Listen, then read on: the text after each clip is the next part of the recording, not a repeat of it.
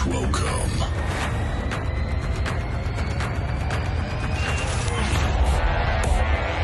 the Blackouts.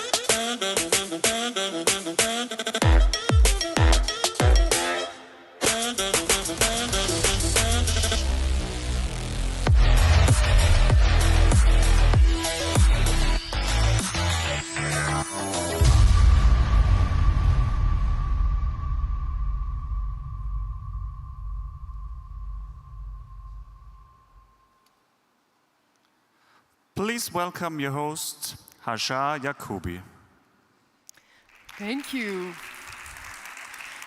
Thank you so much. Good morning, hello, and welcome everybody to what is already the second day of the International Vienna Climate and Energy Forum. It's so good to see you. You know what they say, the early bird catches the worm.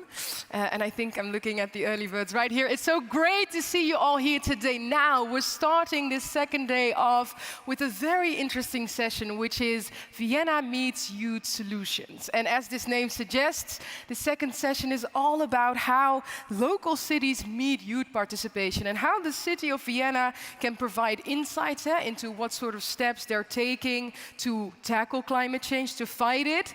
It will also be about how Vienna upholds its position as the most livable city. So if so far you've been enjoying it here, then perhaps that's why. And of course, and I think that's the most important element that we will dive to in a little bit, it is also about how Vienna integrates youth perspectives in planning for the future. Now, before we start, I do have to mention one thing, because I unfortunately have to start with some bad news.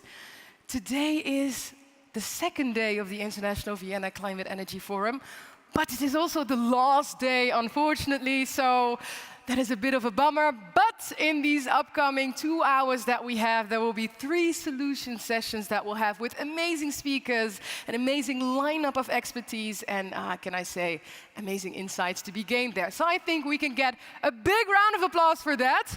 And then in a little bit, thank you. I think we can start this event off right away because we have the privilege of having the very person that plays a very important role in upholding that livability here in the city of Vienna. So it is my pleasure to welcome to the stage the Executive City Councillor for Climate, Environment, Democracy and Personnel Vienna. Please give a big round of applause for Jürgen Czernohorski.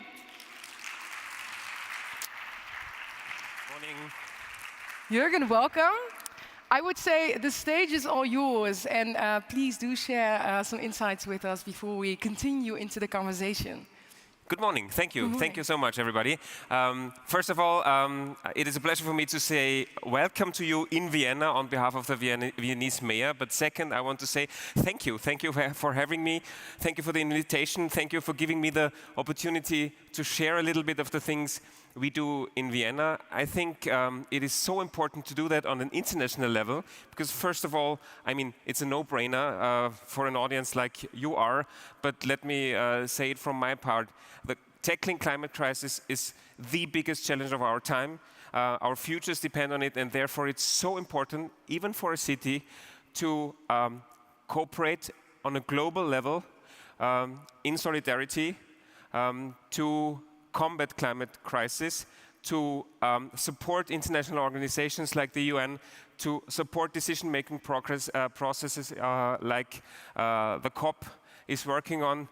And even if these progress is somehow or sometimes underwhelming, it's even more important to work on that globally. But on the same side, it's so important for us, for every level, like cities, like regions, like national states, to do our part.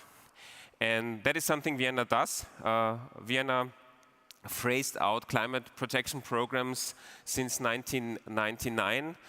We are right now working on a big mission laid out in our climate guide, which is Klimafahrplan in German. Basically, it's a roadmap on our way to climate neutrality by 2040, and it consists of measures, more than 100 measures in every field, from mobility to the energy supply of the buildings to the green lands and so on. And I think that's what it's all about. If you have to tackle an issue, tackle a challenge, tackle a threat that big as the climate crisis, you need purpose-driven, brave politics. Politics that decide to go on a mission. I think that is something we learned and we tried in Vienna in the last decades. Vienna is a city that is considered the place with the highest living quality in the world, and I think it has something to do with these mission-based politics over a century. That is why we have this densely built public transport system. That is why more than a half of the city is covered by greenland. That is why there is a perfect drinking water supply, which is actually 150 years ago, which was a big mission that time. It was built in only 4 years. Now we have to consider, if we want to be the city with the highest quality of living in 20 years, in 30 years, we have to transform everything. And that's what we do by going on a mission once more. But the second thing, and therefore I'm happy to be part of this panel, is you can't do that top-down anymore. If you have the goal of changing everything, of changing the way we live, of changing the way we work, of changing the way we organize our economy, you have to work together with citizens.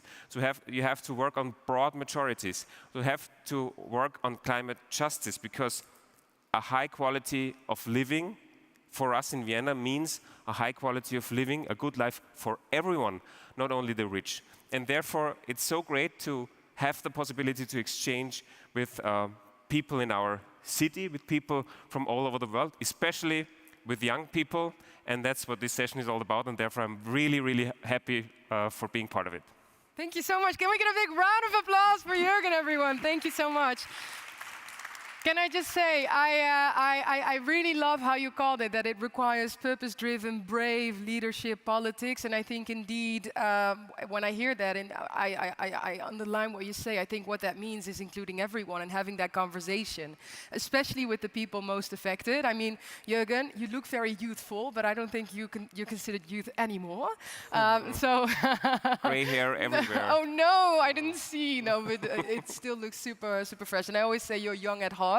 But I do think that it's time to bring on our two youth representatives on stage for this session. So please, can I get your excitement and enthusiasm again by welcoming to the stage? They are both youth advisors to UNIDO. Please give it up for Paula Flores and Rami George Yacoub. Give them a big round of applause over here. Welcome, welcome, welcome. Welcome, Paula. Welcome, Rami. Please take a seat here with us. Please, you too, Jürgen. Now, I think you guys have a lot to discuss, so I think I'll just leave you to it, and I'll be there sipping some coffee, tea. If you need me, call me over, but I'll leave it to you. Thank you. The great thing is we talked a lot already outside, but something that interests me at the beginning of our discussion is, given the chance you had in the last hours, in the last days, what is your major impression? What is the thing you take away from the last days? Well, thank you so much, Jürgen. Thanks so much, Hajar, and everybody. It's really a pleasure to be with you all here. For me personally, I've got two major highlights. The first of which is, of course, the idea that, and the fact that the Youth Solutions Days turned out to be such a great idea, dedicating 3 youth-focused days in the forum. I quite enjoyed the time with my fellow young leaders and dear friends. I learned a lot from each and every one of them. My second major highlight is, of course, our UNIDO Youth Guidebook on Meaningful Youth Engagement in the Industrial Sector, which has been long awaited. We launched that yesterday, and we are publishing it this year, so please keep an eye out. I urge you all to take a look. I think it has something for everybody. It can help you with your work, whether you are a young leader, a young person, whether you're a working professional, whether you're a decision maker. It's got something for everybody. So keep an eye out. But I'll pass to Paula. What about you? Thank you. I think that I have 3 major highlights. First of all is I'm really impressed by the Solutions Day and also the forum itself, because we have seen that young people are not only climate activists, but we are a generation of driving action, and that has been shown in all the different projects, social, entrepreneur, policy, research, that has been shown during these days outside. The second one is the meaningful youth engagement in all the spaces where youth where in the Youth Solutions Day, but also in the forum, all the people or the young generation is asking for meaningful youth engagement. One of this example is the guidebook we presented with UNIDO, but also not only the spaces to be taken into account, but that the spaces we be taken into account could have like really KPIs, but really touchable results in the short and long term. That's really, really important. That's what young people highlighted in all the spaces. And the third one, and I like the most, is the opportunities and the intergenerational space we got here. We got many people from different countries, from different levels, from different roles in society, being part of this event and having a network, having opportunities to connect, are channeling all the space to future projects, future investments. I have seen one in my region. We got a click with an organization, and they will be funding some startups in Latin America, for example. And this is what I like the most of the spaces like these ones. Oh. So I will go with my first question, Jagger. We have seen many things in Vienna, in the Vienna context, especially related with resilience and climate change. I would like to know what role do you have in the decision-making processes, and how is it ensured that the young voices are really, really heard? I would start with the answer concerning my role. I would say I am one among many others, and that's why the mission-based approach is so important, that I said before, because it's something we agreed upon as the whole city government, the city council, which is the city parliament. They adopted our climate guide, our goals of climate neutrality by 2040. Subsequently, we changed the whole governance within the city structure. Vienna is a place with a really, really strong city structure, a broad network of municipal agencies, experts, and so on. There is one single point of governance agency responsible for the supervising of all the goals, all the programs all over the city. And my role is therefore organizing that everyone keeps on the same page and everybody also keeps on the same pace, because we do a lot and we try to do it fast. But what is very important is that this is the top-down part. And as I said before, it's so important to work together with citizens. So the climate guide, the Klimafahrplan, has core principles, and one of the most core principles, one of the 7 core principles, is working together with everyone, making climate politics a matter of social justice. And that means we have to especially work together, we have to especially ask underrepresented groups, because they are the ones there with voices to raise, and we want to help them raising their voice. We have to we work on participatory budgets. We work on citizens' assemblies. We work on projects in the neighborhoods, and especially we want to work with young people, because working together with young people means working together with people that are already aware of the climate change and the effects of climate change on their lives. And if we want to achieve our goals, we have to make the ecological movement to a majority. And making something a majority means not raising the index finger, but stretching out the hand. Is talking about the fears of the people, talking about the needs of underrepresented groups, talking about those who are affected most. And I think that is the most important thing right now. It's not about talking about denial or not, but it's talking about involvement of everybody. Yeah. No, sounds great. I'll perhaps transition into something a little bit different, COP and the negotiations. International Vienna Energy and Climate Forum is one of the biggest milestones before COP, and as we head to COP28, I'm saying we as in, I think everybody shares this with me. I think we have so much mixed emotions, anticipation, hope, so many different things going in our heads and our minds. But usually, unfortunately, the negotiations and especially the implementation of those negotiations fall short of our expectations, at least. For example, with the case that's happening currently with the loss and damage funding negotiations, still developing and developed countries cannot reach convergence. So what do you think, from your own perspective, that cities like Vienna can do to sort of push the climate and energy transition in this context?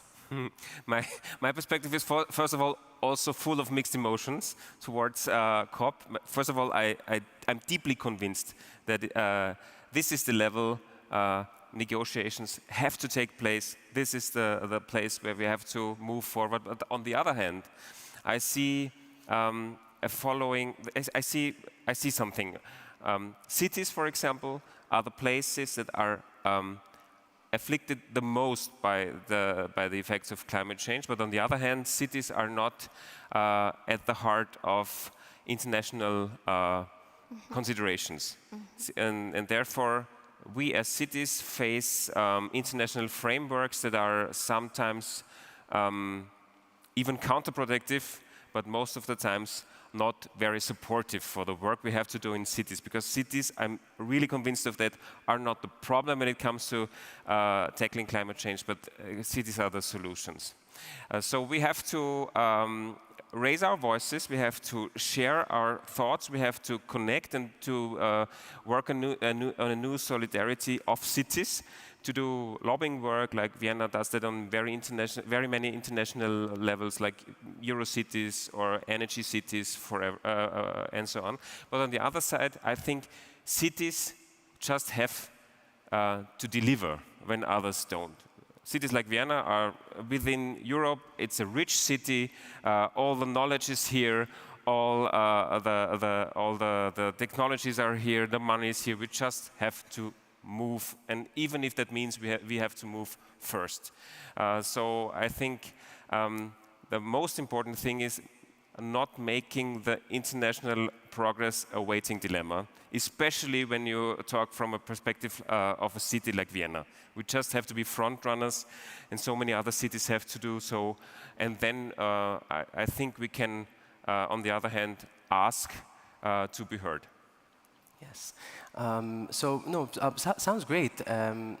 Perhaps would you mind if we ask you another question on what the city of Vienna is doing to meaningfully engage youth? Yes, do you mean what projects we do to engage young persons? Like, I mean, first of all, I really think that youth involvement has been at the heart of citizens' involvement for a long time now. So this is maybe something special about Vienna. It's not only about involving people in planning processes, involving people in, I don't know, the refurbishment of parks and so on, but especially involving young people. So a few years ago, there has been the Werkstatt Junges Wien, which was a huge participation process involving more than 20,000 young people, in order to phrase out a strategy for the city, for the work, for the future for the young people in Vienna. So the young persons in Vienna were they gave us the mission. We didn't do it, gray-haired people in the city hall made the vision and the mission for young people. We asked them, more than 20,000 young persons were involved, and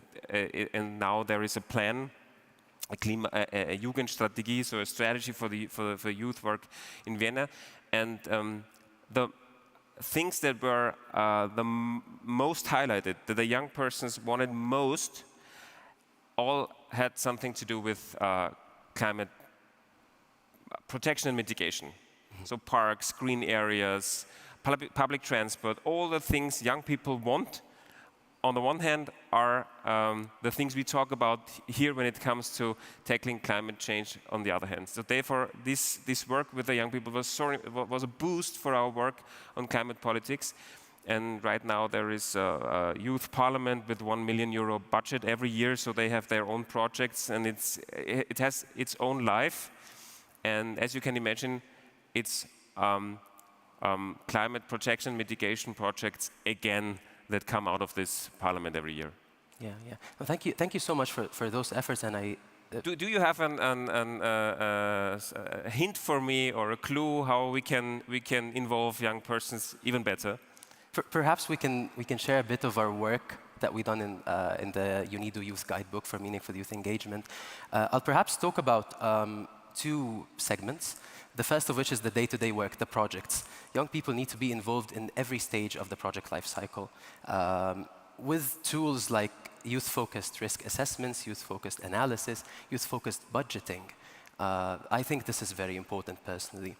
I also think that it's very critical to have youth representation within the teams working on certain projects or work segments. So that's sort of my first segment of my answer. My second would be, I think, the elephant in the room, and we have had a lot of discussions during the forum. It's youth and decision making. We think it's super important to have frequent consultations of young people to hear their voices and to know what they think of the work that is being done.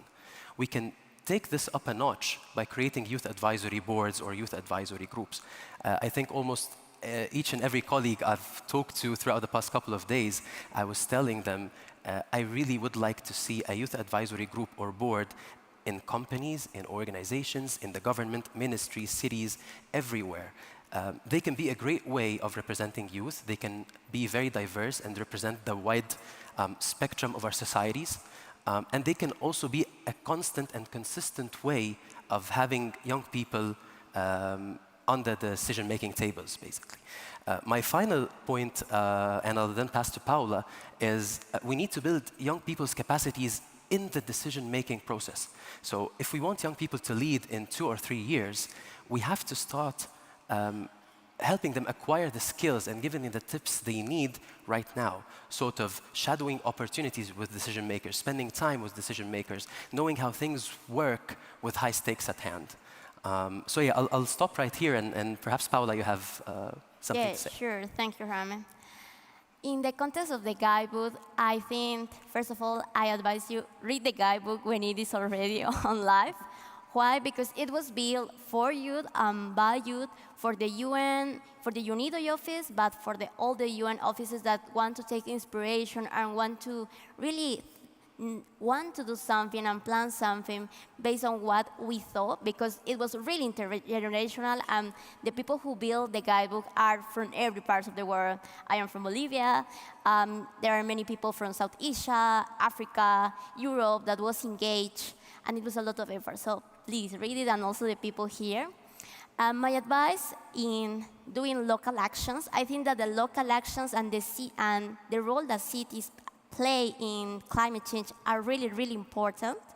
First of all, I want to thank you because you say that you were like hearing people, young people in the spaces. I would recommend you to continue doing so and more frequently, because the best way to engage with young people is taking young people into the table of decision making or the project development at the same level of decision makers, because we as young people, we are not only victims of climate change, but we are a youth-driven action who has ideas, projects, and a lot of insights for what politicians or decision makers are doing in our cities. So it's really crucial for you to hear them and continue doing so.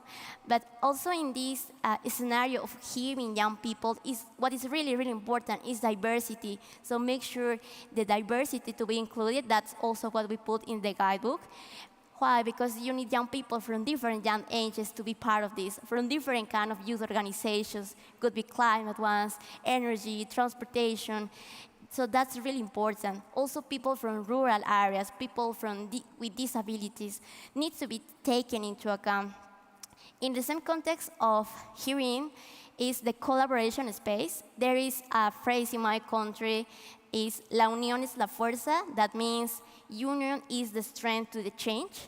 So collaboration and intergenerational collaboration is really important. What I mean is that local municipalities can do a lot more and quicker with collaboration with universities, even young people, entrepreneurs, local companies. So there is more power and more quicker actions to really have impact in short term. So please do it.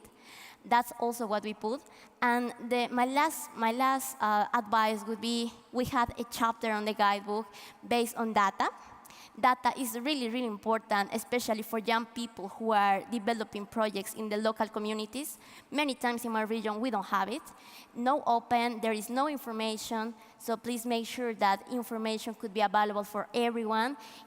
Have like open information where people could get informed, could know where are the problems, where are the challenges, and could give you advices and take action for the city of Vienna.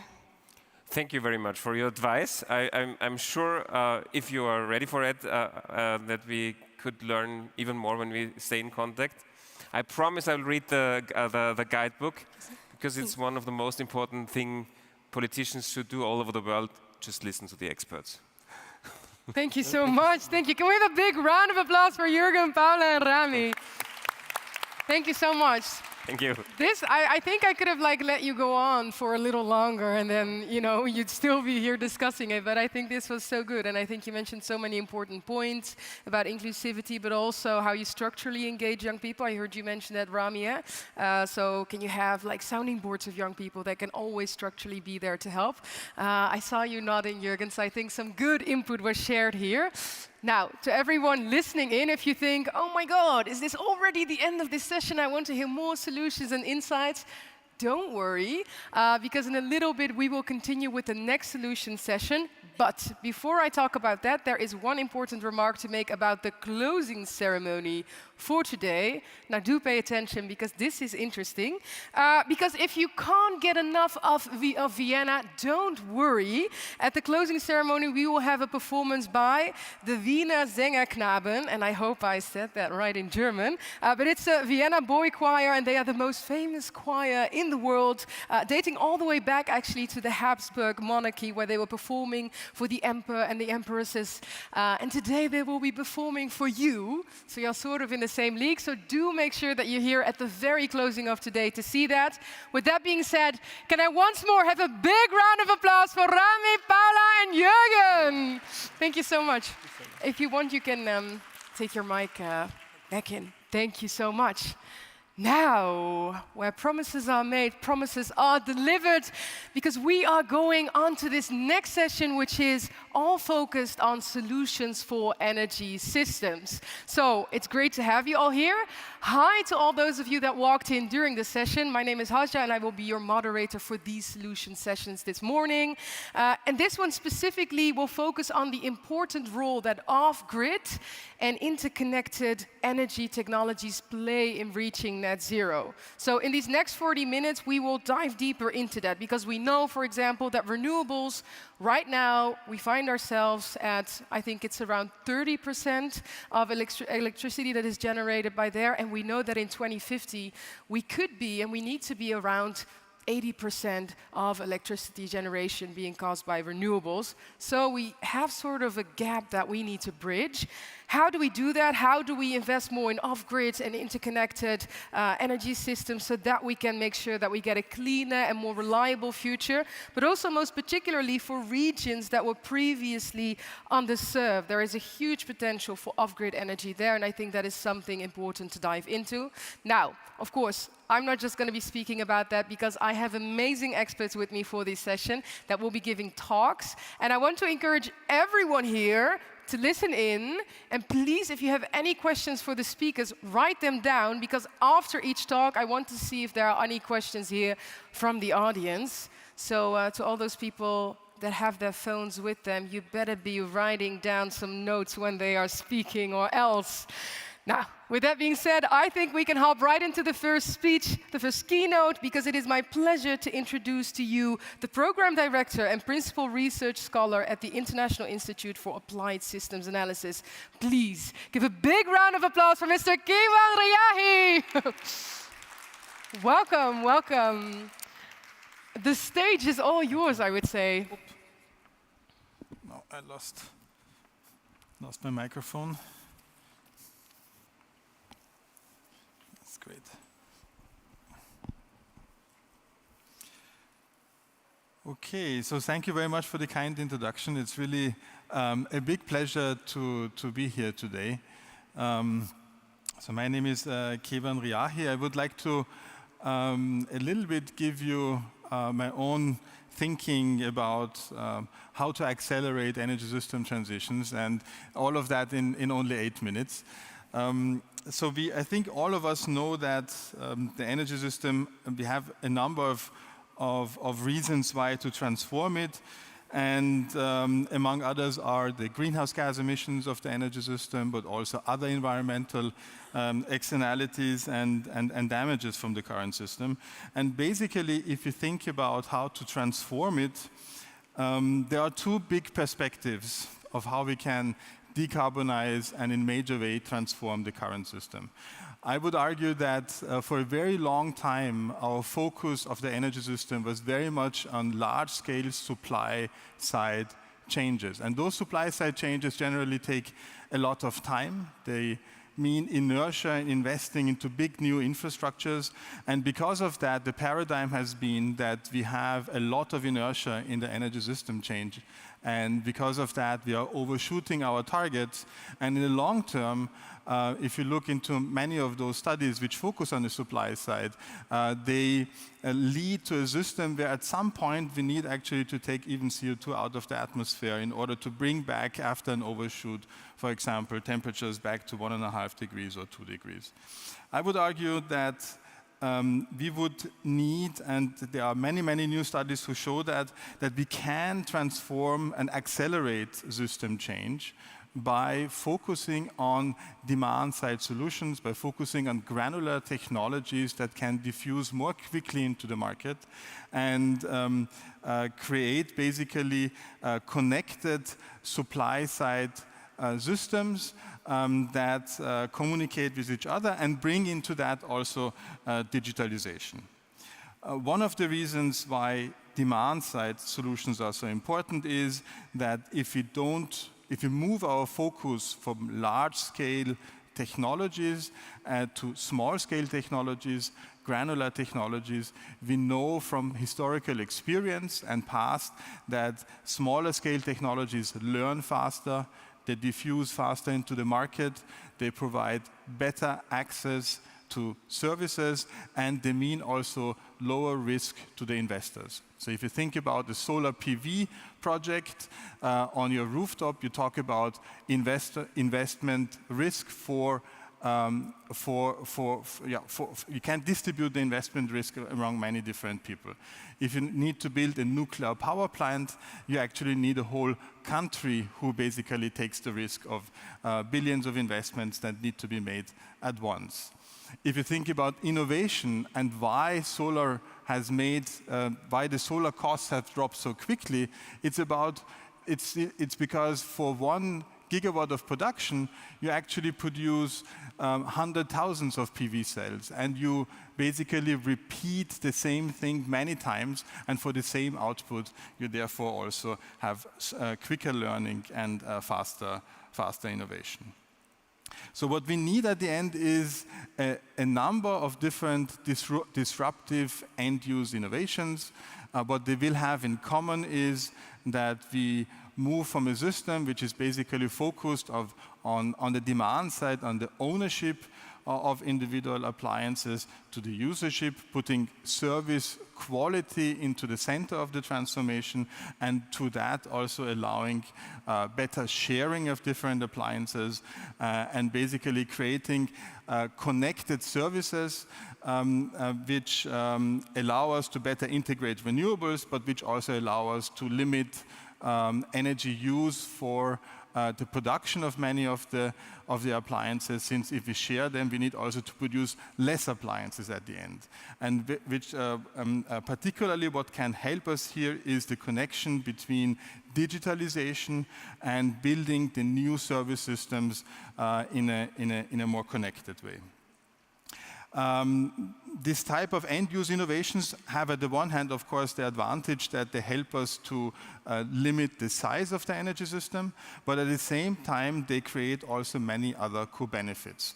So if you look into city-level studies and where you have a system that helps you to share many of the different appliances, or in this case, many different cars, we know that we only need 2 to 3% of the current infrastructure and the vehicle fleet to provide a service, to provide basically mobility service with the same quality as the current one.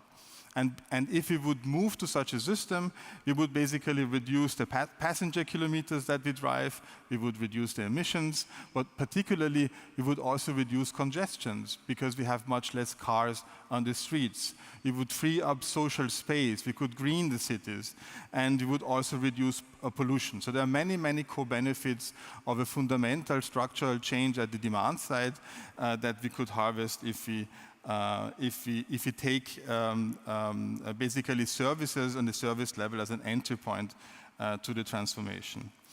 So on aggregate, what we need to do is we need to move our thinking, in my view, from trying to improve technological efficiency, What you can see here on the left-hand side, it's important to improve efficiency of individual technologies to new systems that allow us to converge many different services and provide them in a new way. So if you think about a mobile phone has replaced many different devices. And because of that, actually the construction of all of those devices are not necessary anymore. So we reduce the energy needs by providing new digital services, by not having to produce all those other devices. And also the mobile phone, in providing all these different services, also requires much less energy than all of those other devices together. So we need to watch out for those different solutions. So many different benefits, potential benefits for digitalization, but we need at the same time also to watch out for important trade-offs. Digitalization can help us to improve equity by providing better access for the individuals, but if we monopolize data services, we can actually also create a lot of inequity by basically capital and information concentration in the hand of a few, which we need to avoid. Digitalization can help us to provide services that contribute to planetary services by enormously increasing energy efficiency of the system. But at the same time, digitalization can also jeopardize planetary services if it's used for creating a lot of new services, if it's basically used to more efficiently increasing the size of the current system. And we have to watch out how to manage that. And at the end, digitalization can help us with political agency, because through digitalization, people have more easy access to information.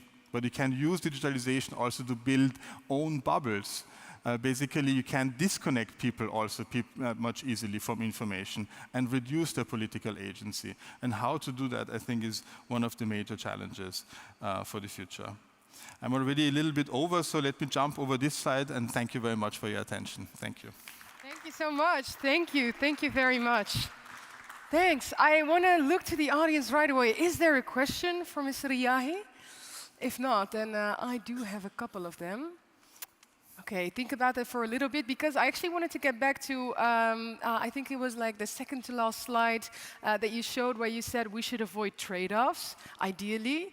On the one hand, yes, because I totally get that. On the other hand, we're going to have to deal with them either way, I think. I don't think we can always avoid them. And I think particularly when we, for example, look at sort of this transition that we need to make to renewables, and I think everyone here in the room would agree, right, that we can't do it fast enough. At the same time, there's also a sort of trade-off I recognized in energy access sort of developmental goals that we have on the one hand, and, well, a transition to renewable energy that we make. How would you sort of look at that trade-off between energy access and renewables, and how should we approach it? I think that's one of the key questions. First, I would say we have to watch out not only for the trade-offs, but also for the synergies. So there are many energy access solutions which create synergies for managing also the climate system. So if you think about electrification of households or providing access to clean cooking and heating, very often this is about moving away from a solution where you have an open fireplace, right, which creates not only greenhouse gas emissions because of the degradation of the land and the fuel wood that is used, but also is the major cause of mortality at the moment. So the major cause of mortality, particularly for women and for children. If we move now to electricity, we increase the efficiency of the system by a factor of 6. Right. We reduce greenhouse gas emissions and we provide access at the same time. Not always trade-offs will be, we can avoid trade-offs, but very often, and I can be short, very often trade-offs are about are financial. And then those trade-offs can, of course, be managed by thinking about how to distribute the costs. It's not always the end user that needs to cover those costs. So it's about progressive taxations, for example, or progressive carbon prices, and giving, thinking about a private carbon budget that we all have. And I was going to say, because sorry to interrupt, but there's something fundamental in what you say. Usually the trade-off is financial, and that I think inherently then is a flaw in the system, right? Because you mentioned, well, if you take fire as a means, for example, you just sketched health effects. So we're talking about mortality, life and death. And in a way, that is something that is in the bigger sort of trade-off, and in a way in which we structure our economies, it's not valued. We value financial capital, so to say, and we don't do the same for health benefits, for social benefits, for environmental benefits in that sense. So I think there's something underlying there as well. Maybe one final question before I let you go. But I was curious, we're all here now in Vienna, but after tomorrow, everyone goes back to their work, everyone goes and tries to fight the good fight again. But a year from now, if we're looking at 2024, or if we're looking at the next COP for that matter, they were discussing it in the previous session, what would be the one thing that you would like to see? What should really happen and is urgent? Yeah, so the one thing that, perhaps, I mean, obviously, having been involved in the climate negotiations since the last 30 years, I think we are missing our climate targets at the moment in a quite spectacular way. And we are in a system where countries are making pledges on these international negotiations of how much they reduce emissions. So if I have a wish, I would say I hope that countries will increase their pledges and try to take climate mitigation more seriously, and are willing also to put this on the table of the international negotiations. But what we need for that is, in my mind, we need to improve the trust and the fragmentation that we have at the moment, because that's the poison that we see in these international negotiations. And that's why things have gotten stuck since the Paris Agreement, because of the lack of trust? Lack of trust in across countries, but also lack of trust partly between policymaking and the scientists. And it was really nice to see the previous discussion and having seen Mr. Chernohovsky here, because I think Vienna is a very good example. What he has established here, that the city of Vienna, there are like-minded people at the political level. They bring in the scientists to find the solutions, and they create the institutions that are necessary. So we need that at the international level. Absolutely, I like that. And I like how here, just on a stage, that was an example that you could pinpoint. Can we once more have a big round of applause for Mr. Riahi? Thank you so much for shedding light for that. And then, please do join back in the audience. I think that is a good basis for us to start this conversation on, because when we're talking about solutions for off-grid technology, then it is my honor to invite the next speaker, who will focus a little bit more on building a green energy infrastructure that will drive zero-carbon energy systems towards energy development and economic growth free of emissions, is what he's going to tell us more about. Please give a warm welcome to the Deputy Secretary General of GEIDCO. Please give a big round of applause for Mr. Lee Wausen, everyone. Welcome. Thank you so much, Mr. Wausen. I would say the floor is all yours, and please take it away. Thank you.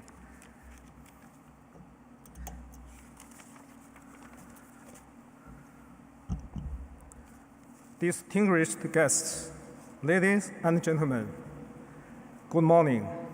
It is my honor to speak here at this forum. Nowadays, our world is facing global challenges such as climate change, environment pollution, and resource shortage. The root cause is the over-dependence of fossil fuels. To achieve sustainable development, one key word is clean. We have to find better solutions for energy production and usage.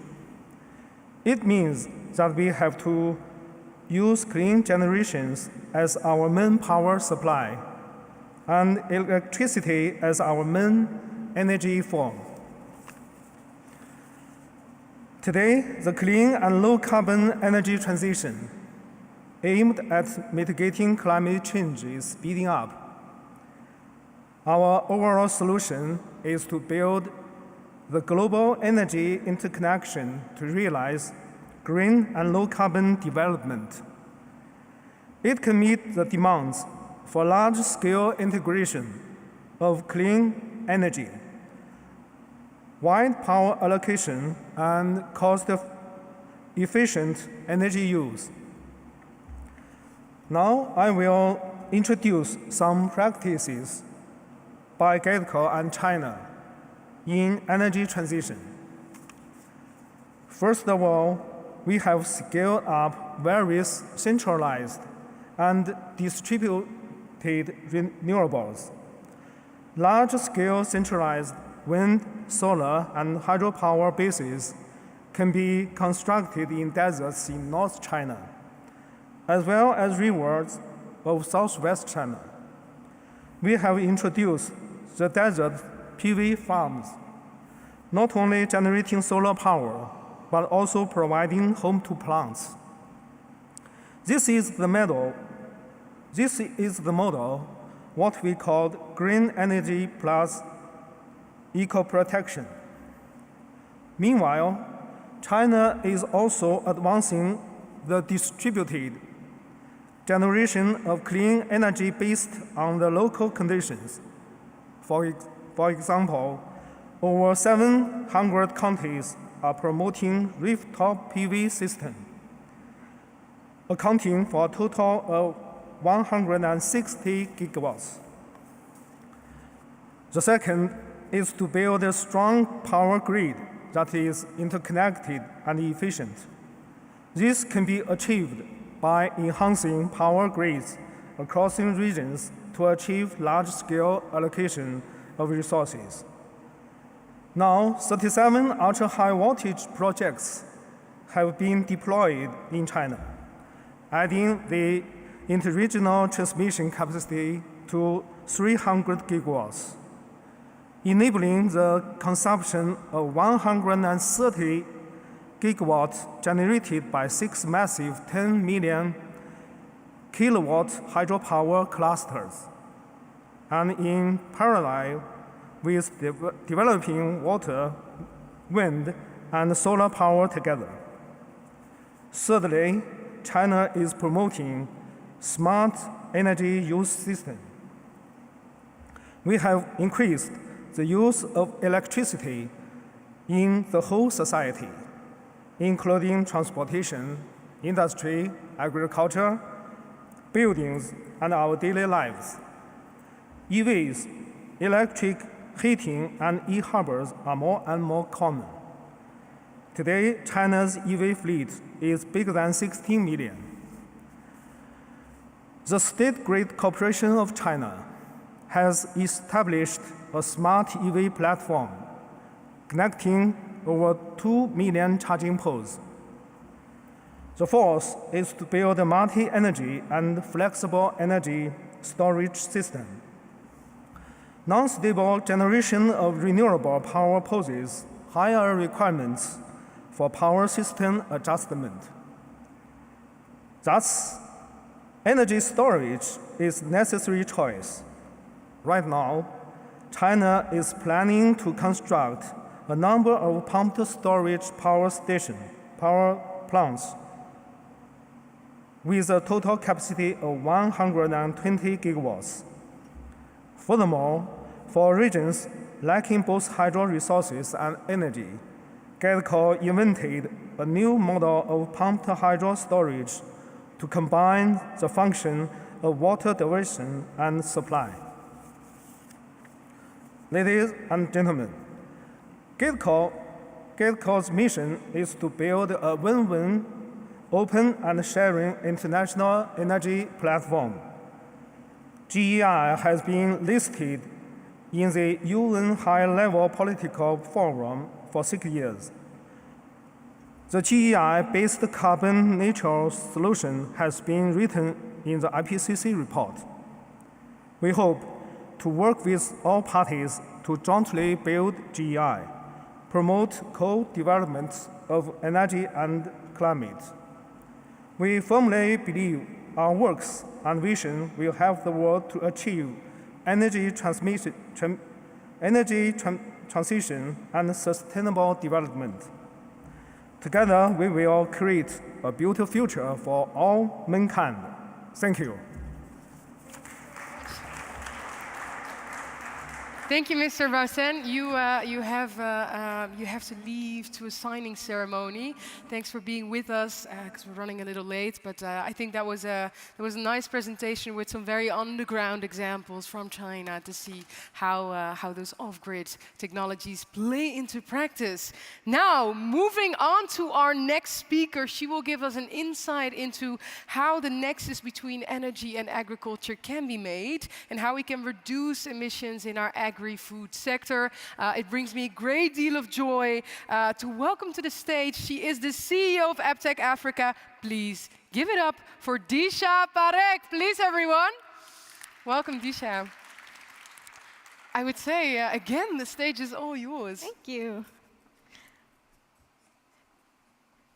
Hello, everyone. Good morning, and thank you for having me. I'd like to start today by introducing you to a man that you can see behind me on your screens.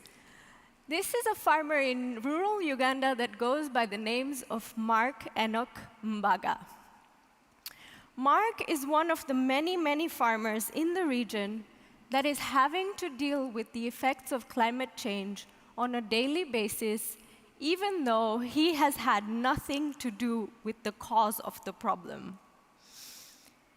If you have ever had the pleasure of visiting Uganda or any of the countries in the region, you can see them on the map, the green region in the center of Africa, you would know that we have been blessed with extremely fertile soils and a very healthy precipitation rate. However, in recent years, climate change has meant that rainfall patterns have become increasingly erratic and unpredictable. We are seeing regions of East Africa facing long periods of drought for the first time in history. This means that farmers like Mark can no longer rely on nature to just do its thing. So, of course, we had to step in to try to find a solution. And in came the pay and pump. The pay and pump is a mobile pushcart system that integrates solar PV modules with a surface water pump and remote monitoring system. And it can help farmers in East Africa carry water from a freshwater source nearby and irrigate up to 1 acre of farmland.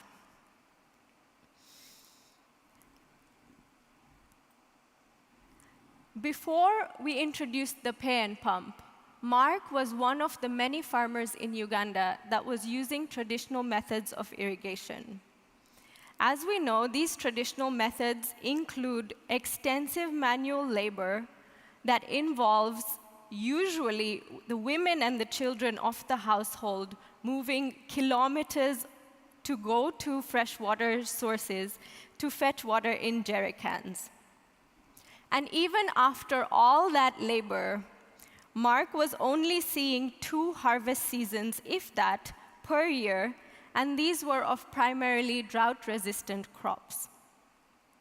He was one of our first customers, and he was heavily involved in the piloting of the pay and pump project.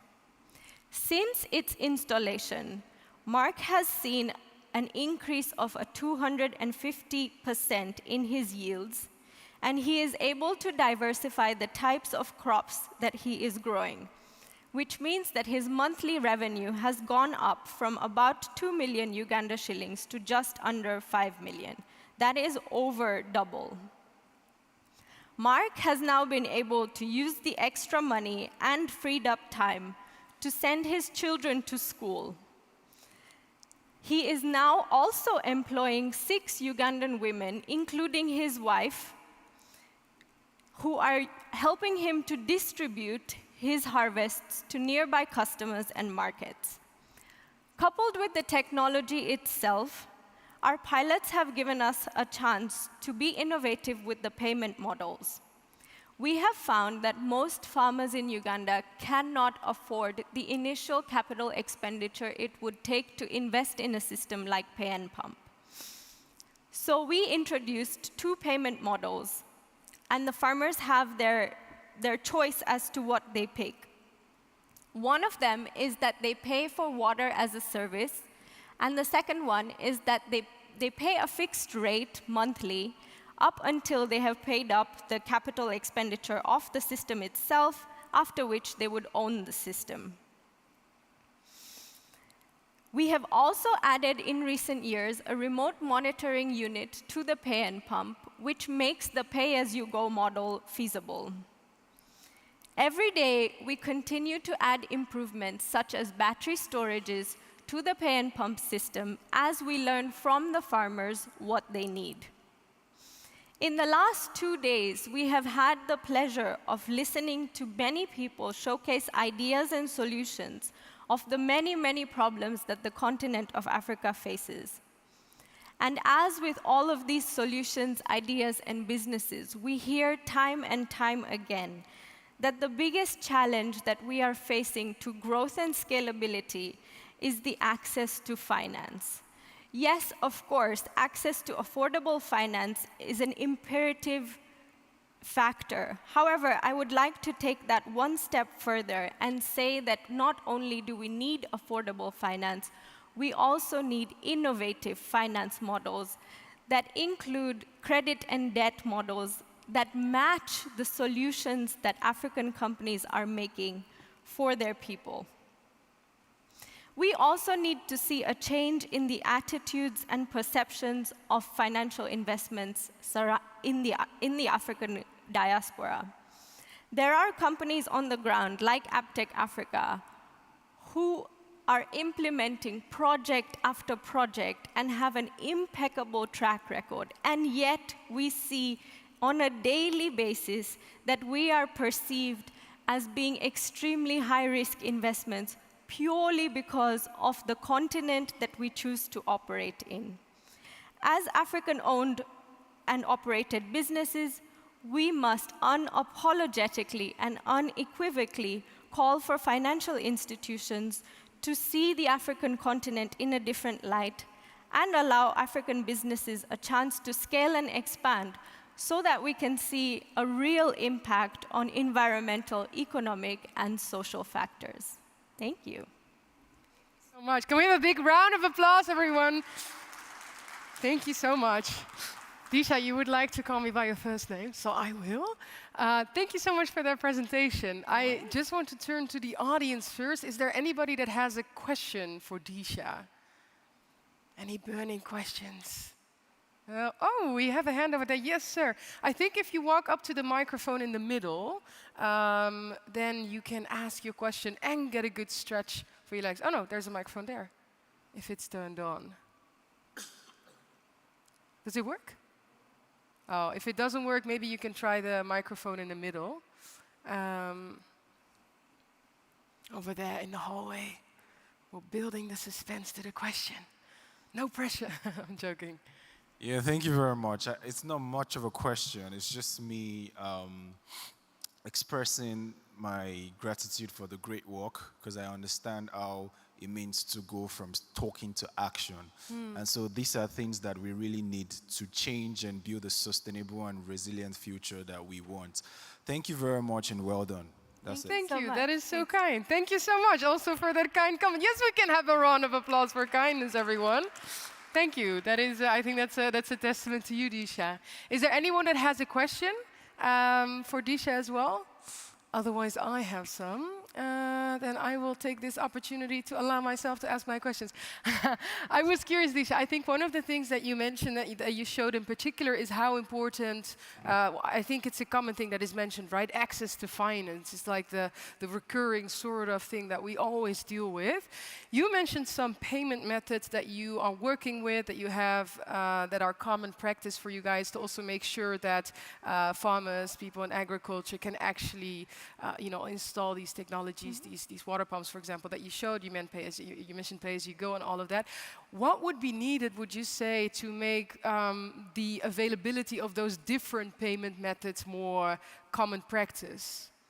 So what we are seeing, I think, specifically in Africa is that I think Kian mentioned in his talk as well that the focus in renewables has traditionally been to do too much. And when we try to do too much on such a large scale, we get stuck because there isn't that the big ticket finance items are just not there. Yeah. But for projects like this, I think it's very doable because one of these systems that can, I mean, it can water an acre of farmland, but traditionally we are seeing that multiple farmers will get together and will buy it together so that one farmer uses it 2 days in a week and so on and so forth. Yeah. One of these systems costs approximately $3,000 to $4,000 USD, Wow, okay. which if we think about in this room is not a large amount of money. But for farmers like this, that is a big cost to put up front. However, if you split that across 2 years or 3 years, they are very easily able to put down a monthly payment, especially if it's 2 or 3 farmers working together.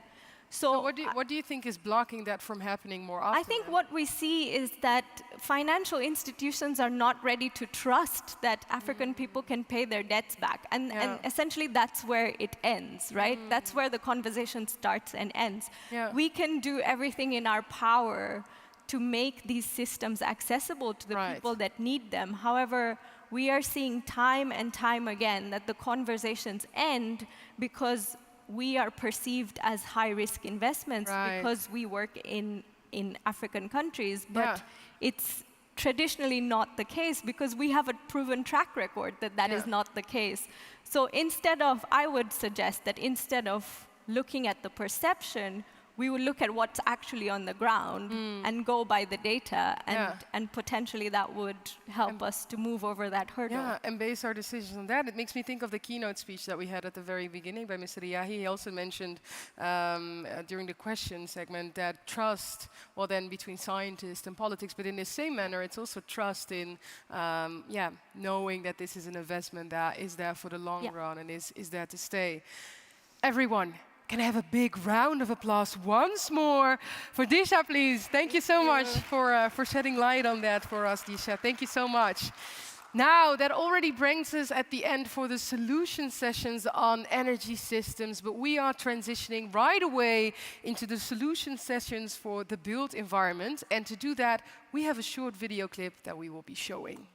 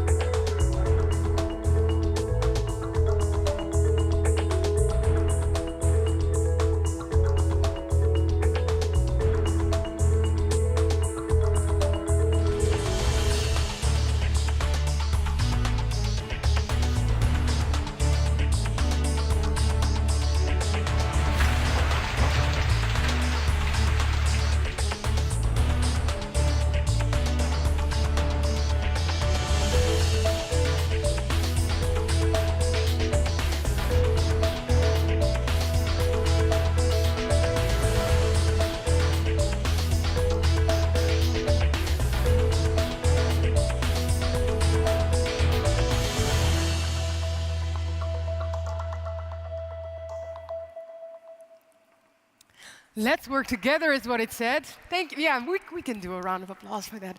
Okay, so this session will focus on the built environment. To all those just walking in, hello and welcome. We're doing spotlight solution sessions here. And this next one will focus more on the roles of cities. Because we know that cities, in particular, construction practices, they rely heavily on energy-intensive materials, for example, like steel and cement. I think we all know that. And at the same time, we see that they contribute significantly to carbon emissions overall. Now, before we hop into the session and the speakers, I think you've been listening for a little bit now. I think you have. So I actually wanted to do a little exercise with everyone in the room here, because I'm a little curious to hear from you if you know how much of the global carbon emissions that we have are caused and emitted by cities. So if everybody can stand up, we'll do a little exercise. Please stand. Just stretch those legs, raise your knees. Yes, also the people in the back, please stand up, everyone. Okay, there you go. Okay, now that you're all standing, in a little bit, I will mention a number, which is a percentage. And if the number I mention is too high, if you think, no, this is way too much, it's not that large of a chunk of the emissions, you may sit down again, and then we'll see how many people we have seated at the end. So I'm starting, just to check up how up-to-date you are on the impact of our cities on global carbon emissions. Who thinks that for our global annual carbon emissions, that for cities alone, that they are responsible for 40%? If you think that it's more than 40, you remain standing. Nobody sat down, okay. Who thinks it's more than 50%, then you still remain seated? Somebody sat down, or you're just tired. You're like, gotta sit down now. Who thinks that our cities are responsible for more than 60%, then remain standing? Ooh, more people sitting down in the back. It's becoming tempting now. Who thinks it's more than 70%, then remain standing? Oh, and then the only people that are still standing are the people that prepared this brief. Can we have a big round of applause for everyone in here? Because, well, I mean an applause for your sharpness. Thank you for participating. But I don't think it's, I think that's a number we can get down. The International Energy Agency calculated that it's more than 70% of our global annual carbon emissions that come from cities alone. So that is something to put into perspective, especially when we consider the amount of people that will be living in cities by 2050. I think the UN projection is 68% of the global population. So that is quite an impact that we need to mitigate. And that is what this session will focus on. So how can we embrace low carbon construction materials, ways to build our cities and operate in that? And as always, we start with the keynote speaker. So it is my honor to introduce to the stage the very next person. She is the director at the UK Industrial Decarbonisation Research and Innovation Centre. Please give it up for Mercedes Maroto-Baler. Big round of applause for her, please. Thank you so much, Mercedes. Welcome. I'll say the lectern and the stage is all yours, and then I'll be back with you in a bit. Perfect. Okay, thank you.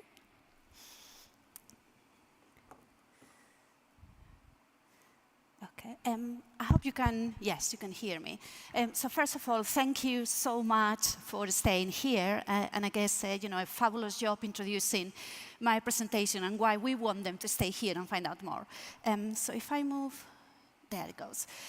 So what I want to talk for a few minutes today is actually how everything is actually connected together. We just heard about the cities and big cities growing even more. But I think the role of industrial decarbonization in terms of getting these cities to net zero and low carbon is particularly critical. So actually, this slide has been already covered. Probably the point, though, that maybe I do want to reflect on this slide is over 70%, as it was said, of the CO2 emissions come from cities. That was already said. But I think it's really on the right-hand side. 80% also of our global GDP comes from cities. And I think that's also we have to consider. As cities grow, we need more cement, more steel, more concrete. We need more hydrogen. Maybe that's going to be the way to warm up and heat our cities and our houses. But where all this is going to be coming from is not from the cities themselves. This is going to be coming from industries. So for the cities to actually decarbonize, it is critical that we decarbonize the built environment. And that's really the point at the end there. The journey to net zero is not a journey that we are going to be doing alone. This is a journey that is going to take our cities, it's going to take our industries, our clusters, our regions. And we need to do it all together, because really nobody can be left behind. So with this in mind, the UK actually published in March 2021 the first industrial decarbonization strategy worldwide. There have been a few other ones coming afterwards, but we can say confidently that we put the first one. And if you look at that, like any roadmap, like any strategy, it starts today and has an end point. The end point for us is that we will decarbonize our industry, but quite critically, by 2040, we will have the first world net zero industrial cluster. And by 2030s, we will have 4 low-carbon industrial clusters. And the journey, oops, if I can go back, there it goes. The journey, therefore, starts in clusters. So what is a cluster, you may be wondering? So a cluster is a combination of different industries that they happen to be co-located within a region. And the size of that region may vary. But what is important is that they share infrastructure, they share skills, and they actually also share some of the technologies that we have to develop and deploy at much larger scale. So by anchoring projects into these clusters, what we are doing is we are stimulating the journey to low carbon and net zero. And in the case of the UK, this came a mandate through the Industrial Decarbonisation Challenge, the opportunity here. And as you can see, for the UK, actually, industry is not too big. It's only 9% of our GDP. You go to many other countries, particularly in Asia, and you will see that number much, much bigger. But that's the number for us, 9% of our UK GDP, and we're really keen to keep and grow that GDP of industries. That means we have 2.6 million direct jobs, and the flip of the coin, as it happens, is 16% of our UK emissions.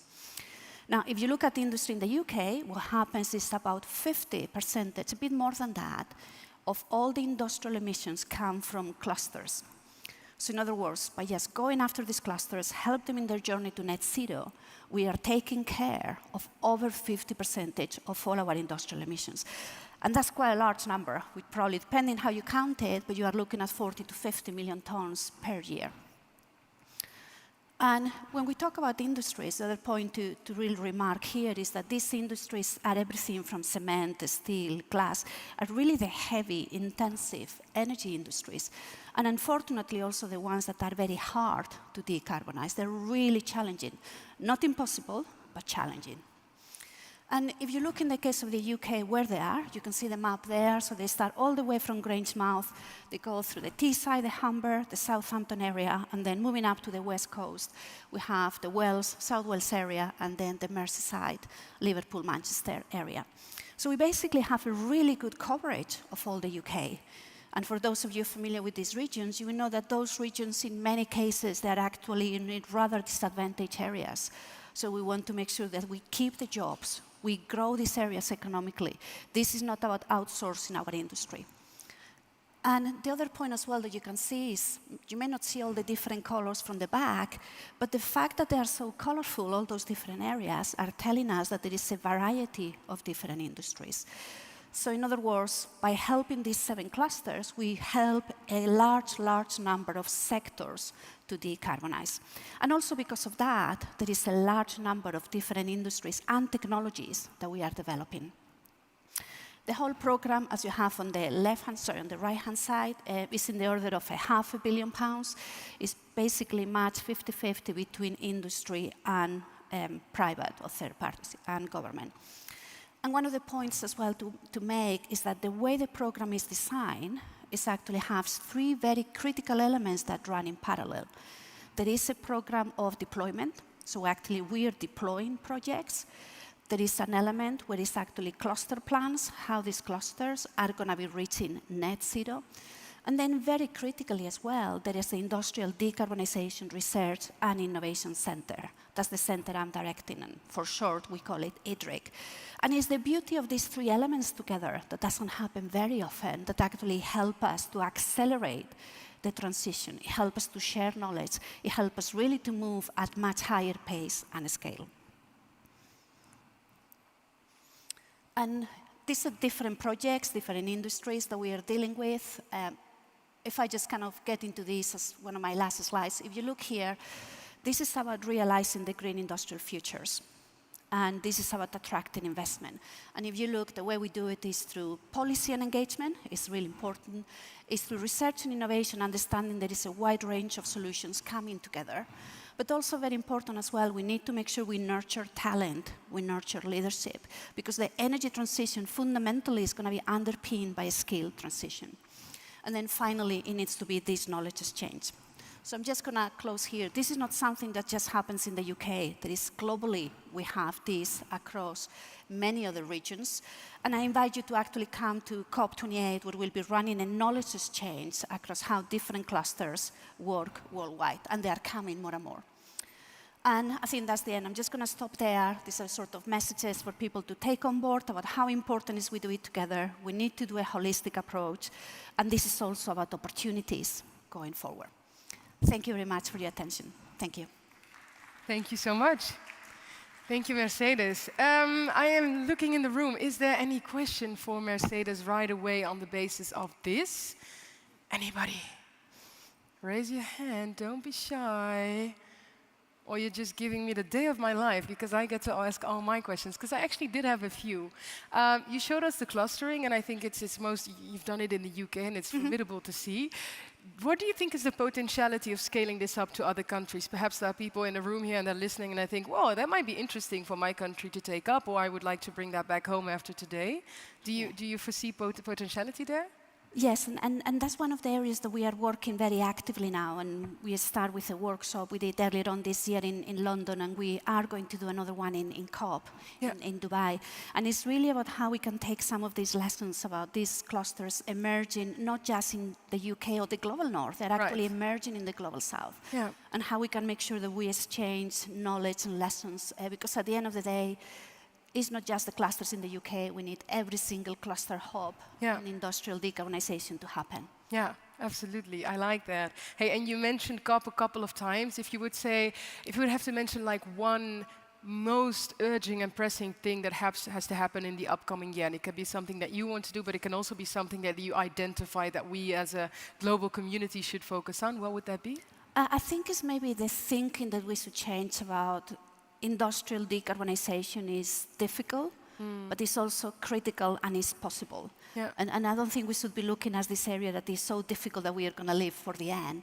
This is an area we need to start getting work a lot more on this together, and UNIDO is doing a fantastic job on this, and the Council for the Engineers for the Energy Transition. Yeah. But it's really that realization we can do it, but it's challenging. No, but I think it's good that we acknowledge that, because then we can sort of have a good starting ground all together. Everyone, once more, can I have a big round of applause for Mercedes? Thank you so much for sharing that. Okay, moving on. Our next speaker is an online joining speaker.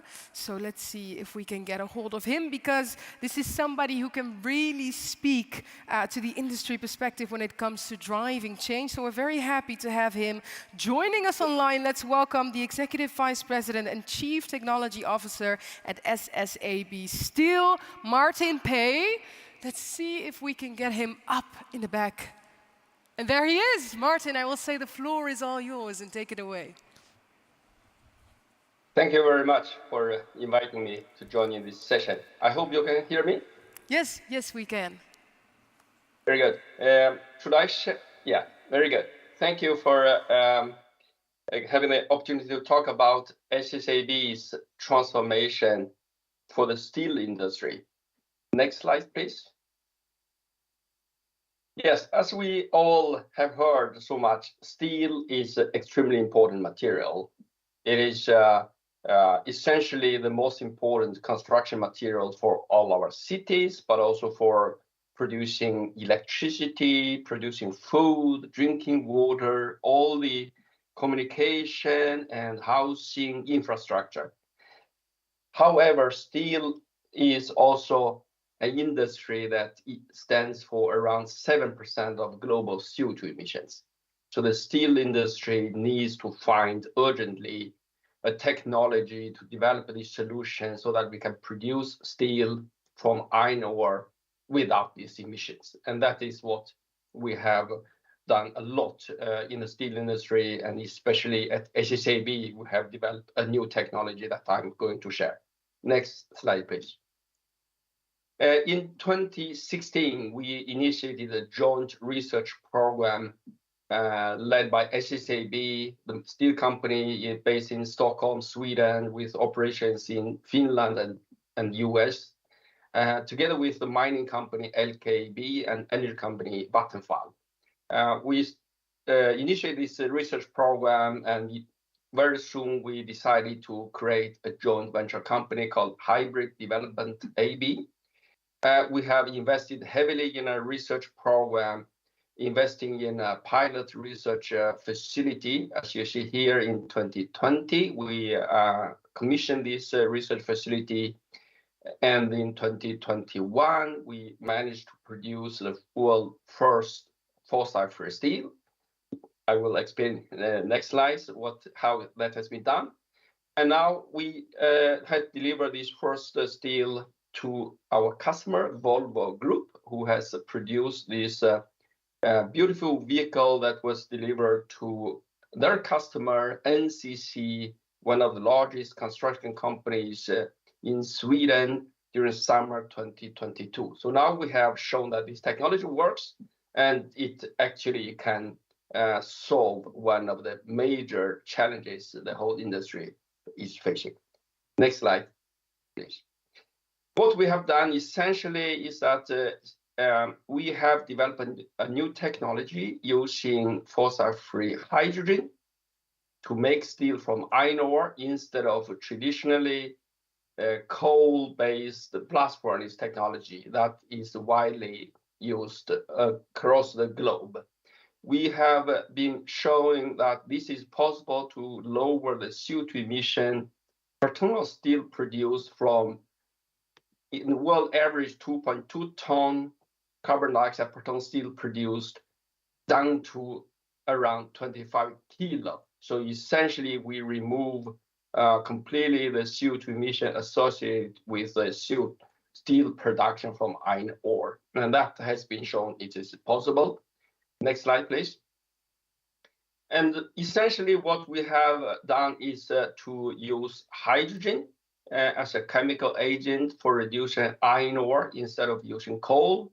And with this, we can eliminate the root cause of CO2 emission when producing steel from iron ore. And this has been shown is possible from mining operations to steel making, to making a heavy truck, and also in constructing buildings in our cities, and the whole value chain can be decarbonized. Next slide, please. And we have built this facility, which is a test facility. And next step, SSAB, together with our partners, LKAB and Vattenfall, we are scaling this technology up to a commercial scale. And our aim is to start to deliver fossil-free steel at commercial conditions to our customers starting from 2026. And SSAB, as a steel company, today is standing for 10% of Sweden's CO2 emission, 7% of Finland's CO2 emission. We are on the way to fully utilize this technology, replacing our current production facilities. And in the coming years, around 2030, we will phase out all our current production system and replace it with this new technology. And with that, we will decarbonize, in principle, all our operations across the globe. And that is happening right now, and hope that this will also technology be spread to the rest of the world. Next slide, please. We have shown that this is possible, technically possible. Commercially, there is a market for this fossil-free steel, and we are now moving ahead, working together with our partners along the value chain, and that gives us a hope for the steel industry to contribute for future development of our societies without CO2 emissions. I end there. Thank you very much for your attention. Thank you so much. Thank you. Can we have a big round of applause for Martin, everyone? If you can hear me too, then I am curious if there are any questions in the room right now for Martin with regards to the fossil-free steel production. Think about it for a little bit. If you do, you can step to the microphones here in the middle. But in the meantime, maybe I have a question, Martin. You ended with together is key, right? That is one of the important things that we need in order to accelerate a little bit. When you talk with sort of colleague steel companies, what is the biggest bottleneck for them to engage in well, in fossil-free steel? Is it the capacity of renewables to, wind energy, for example, to make the hydrogen, or what is the biggest thing that's ongoing? Yes, you are completely right. The most difficult question most people face is the availability of renewable electricity. That is really limiting the implementation of this technology. In addition to that, it's also to find corporations that you need to work along the value chain, because steel companies cannot solve this alone. We need support from the mining industry, from the energy industry, but also from our customers that can support this transition. Yeah, yeah. And looking ahead, what sort of prospect do you expect? Do you expect this to take off really fast, or are you a bit hesitant about how fast we can get to an economy in which steel-based production is headed towards fossil-free? For the situation in Sweden and Finland, we are now moving very quickly implementing this technology, because here we have a good starting point. We have especially in Sweden, the electricity grid is in principle already today fully decarbonized, and we have customers that are prepared to pay a premium to support the transition. So for us, it's now just moving as quickly as we can. And in some other places in the world, there are a lot of interest in this new technology, and what we have said in the hybrid case, that this technology will be made available for others to utilize on a license basis, and hopefully that will help other parts of the world too. Yeah, it does come back to the together is key. Thank you so much, Martin, for making the time here, for giving us a presentation. I think it really helps to have such a key industry example, I think, of transitioning to a different one. Now, moving on to our next speaker, and I think the contrast in sort of skill, but also like starting point, can be an interesting one, because our next speaker can give us that startup sort of insight. His company works a lot on these topics as well. So I want to call to the stage the CEO of Iveco Constructions. Please give a big round of applause for Zahari Dolomanji. Stage is all yours. Yeah, hello everyone.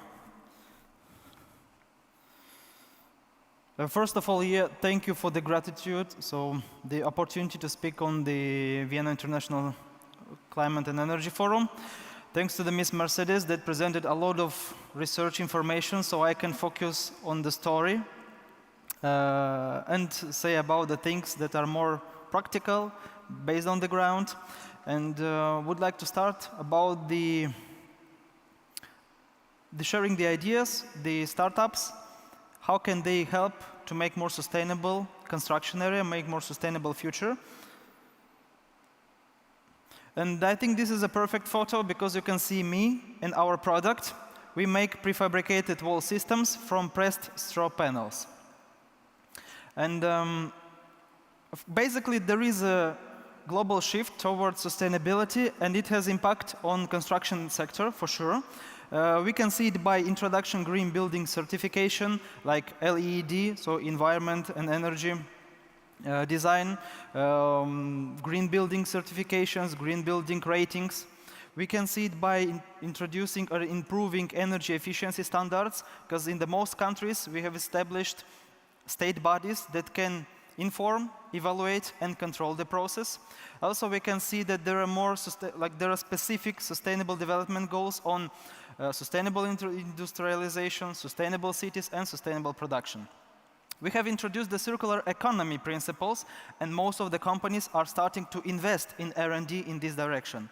And as a business representative, I want to mention the public awareness and actually the eco-conscious consumer base.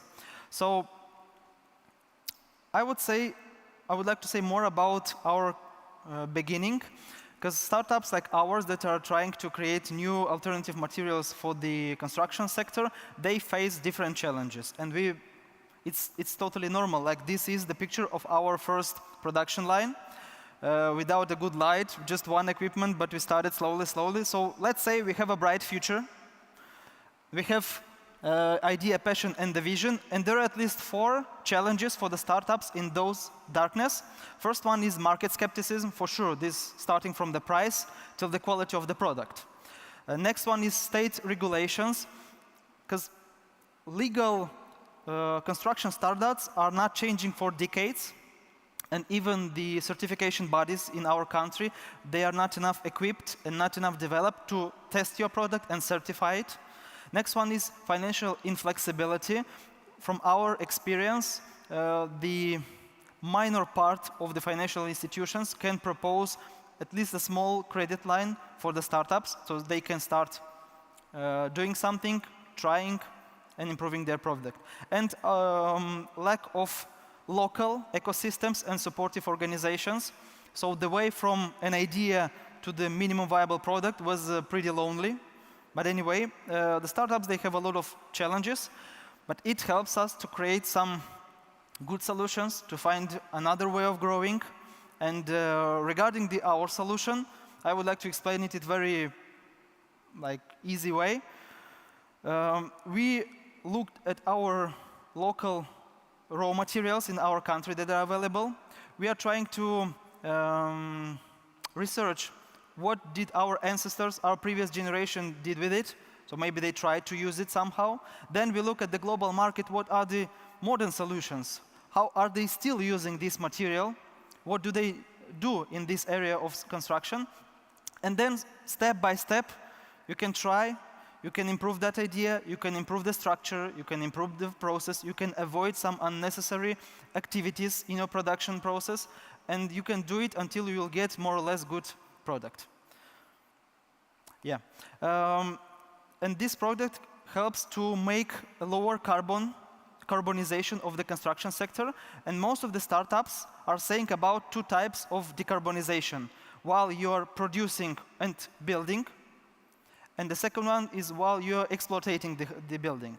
But there is a third one, very important, is the end of life of the product, which means that how do you use your construction material after the building is the cycle of the use of the building is done, and what you can do with that material. And we are promoting the cradle-to-cradle approach, which means that we can safely return the raw material, return the product back to the environment.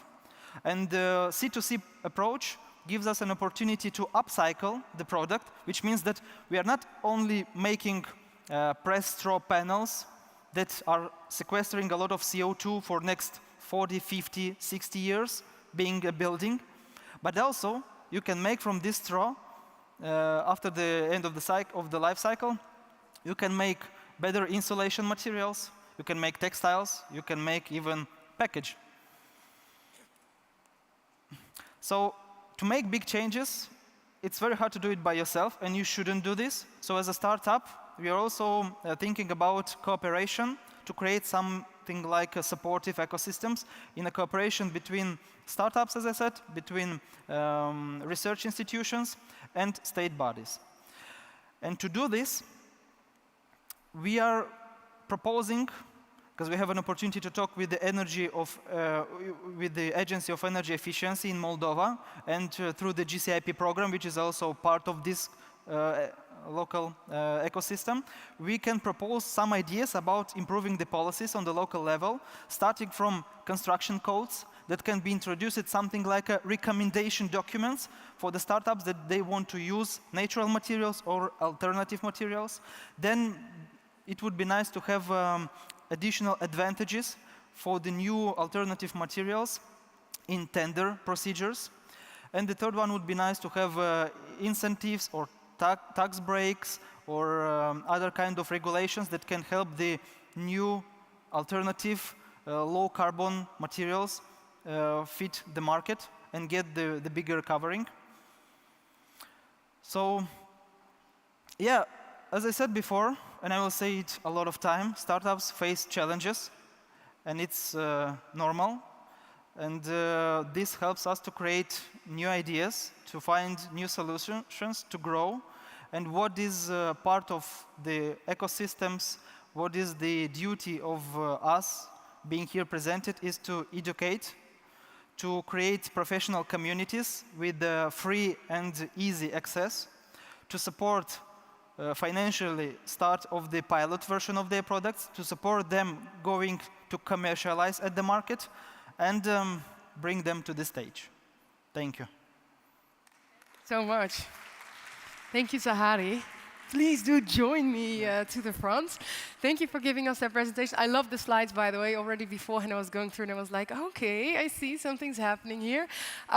Starting first off, after hearing this presentation about Zahari's startup, is there anybody in the audience that has a question for him? You are awfully shy today, I see. Not to worry, because I actually wanted to, you mentioned at the very end, I mean, startups, it's difficult and it's normal, so it's a normal thing. So I feel like you've got the spirit to just, usher on and go on. But I was wondering what can people here in the room and what can we sort of as a community do to better help you? Because this is not just a startup, it's also a startup that if you scale up and if you're successful, you're contributing to something that adds to the greater good, right? Yeah. So I think it's in the benefit of the mission of everyone here probably in this room to make sure that we have more of these initiatives. So how do we sort of enable that? That's a good question. I would say that what we should do, first of all, I'm here as a good example of doing. Could you please rephrase a little bit your question so I can say it better? Yeah, of course. What can we do to help startups, to help more startups to scale up, basically? That focus on, for example, what you do with different sort of construction materials that we can use and different alternatives. Okay, so I got it right. Yeah. Thank you. First of all, as I said, use the positive examples that have negative background. Is a really nice way to motivate young people and new startups. Also introduce, as I mentioned before, some regulations on the local legal level, like give a space and liberty to try something new, give a directions to think on it. Yeah. Like there are these kind of materials that you can do. There are these kind of examples of other countries. What do they do? Because good ideas are not coming from nothing. They're coming from the need, and they're coming from other person experience. Yeah. And you just combine it, and you can create something new. Because to create totally new from the nothing, it's almost impossible. And there is no need if there are solutions. So you just can combine them. So yeah, make the legal frame more open for the startups. Bring good solutions with the negative background to the stage. Yeah. And just ask them what do they need. Ask those startups. Go to the rural area, because when you are from the small country, mostly there is a capital-based ecosystems. But out of the capital, there are a lot of good ideas, but unfortunately lack of information. So go to the villages. Yeah, honestly, those just for free, people. You get 3 tips from Zahari. I think those are good. So it's policies, it's showcase the good examples, but also indeed go to the people themselves and ask them what they need. Can we have a big round of applause once again for Zahari Dolamanji? Thank you so much for shedding light on that. Now, everyone, we are at the very end of these sessions on solution sessions on spotlighting them right before the coffee break, which for the sharp ones amongst you started 15 minutes ago. So we ran a little late. Because of that, we'll still take the half-hour break, but we'll be back here in the room at 11:50. So make sure that you're in here if you want to follow the session that was supposed to start at 11:30. And with that being said, I want to say once more, I hope you enjoyed it. I want to thank everyone that showcased their solutions, their insight and ideas, and let's keep on doing this with each other. Thank you once more, and enjoy a cup of coffee and tea. Thank you.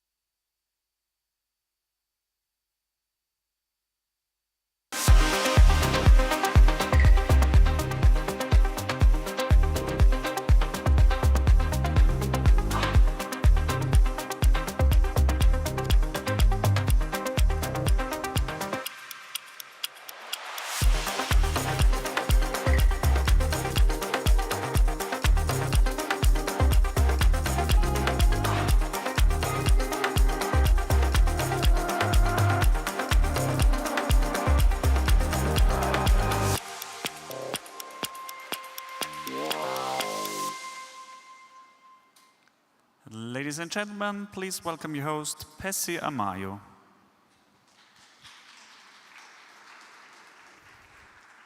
Hello, everybody. My name is Pasi Amayo, and welcome to this spotlight on global solutions for closing the energy ambition action. How many of you remember the UN Secretary General's high-level energy dialogue on energy? It was September 2021, and something interesting happened during then. Let me just check how many of you know what was launched during that high-level dialogue on energy. Brilliant. We have a great answer, the Energy Compacts.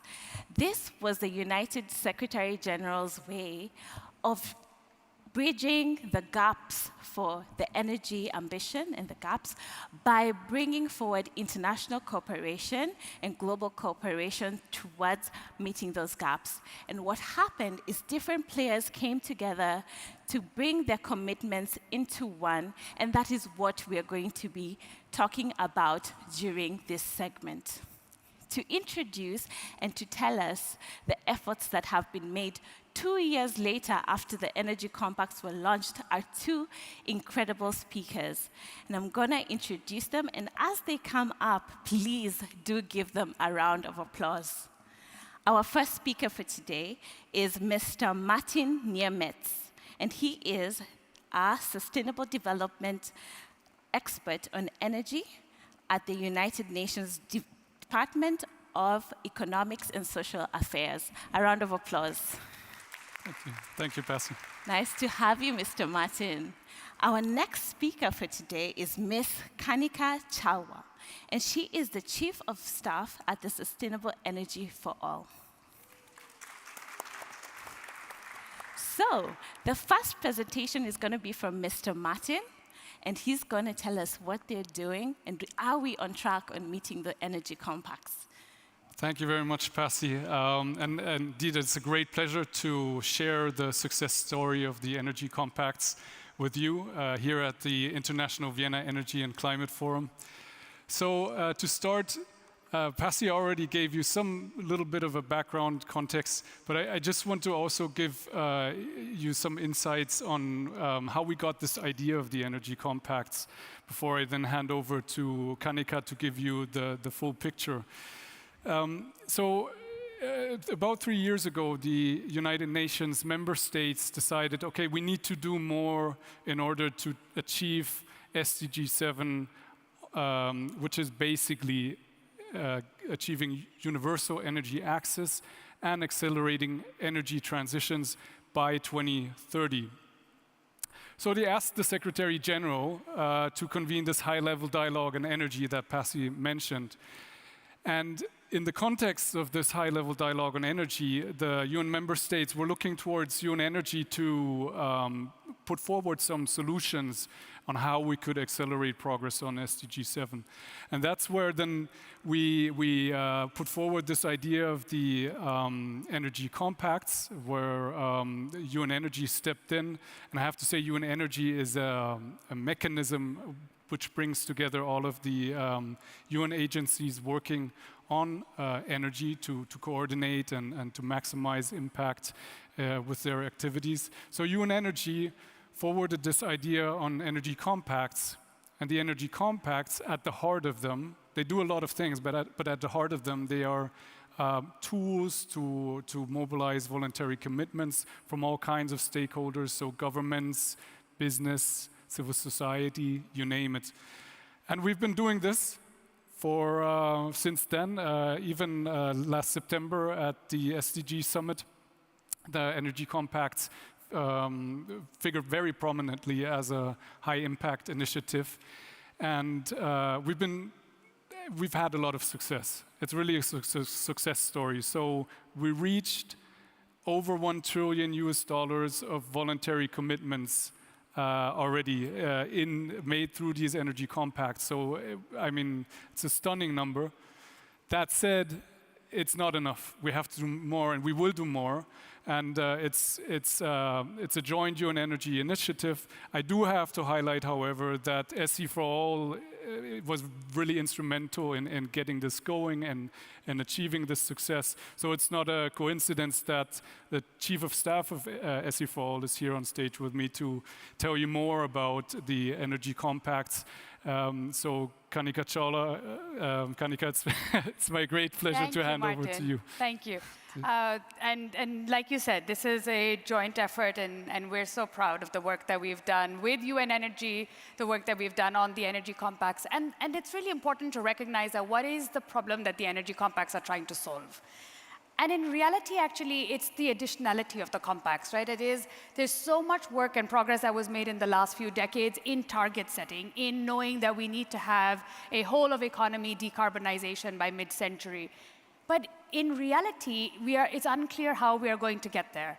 And so the energy compacts are 2030 actions that we can take between now and 2030 to help realize our mid-century goals. They're entirely consistent and complementary with the Paris Agreement and with the NDCs, but they allow us to do deep dives and make the interlinkage as well between energy, climate, and development priorities.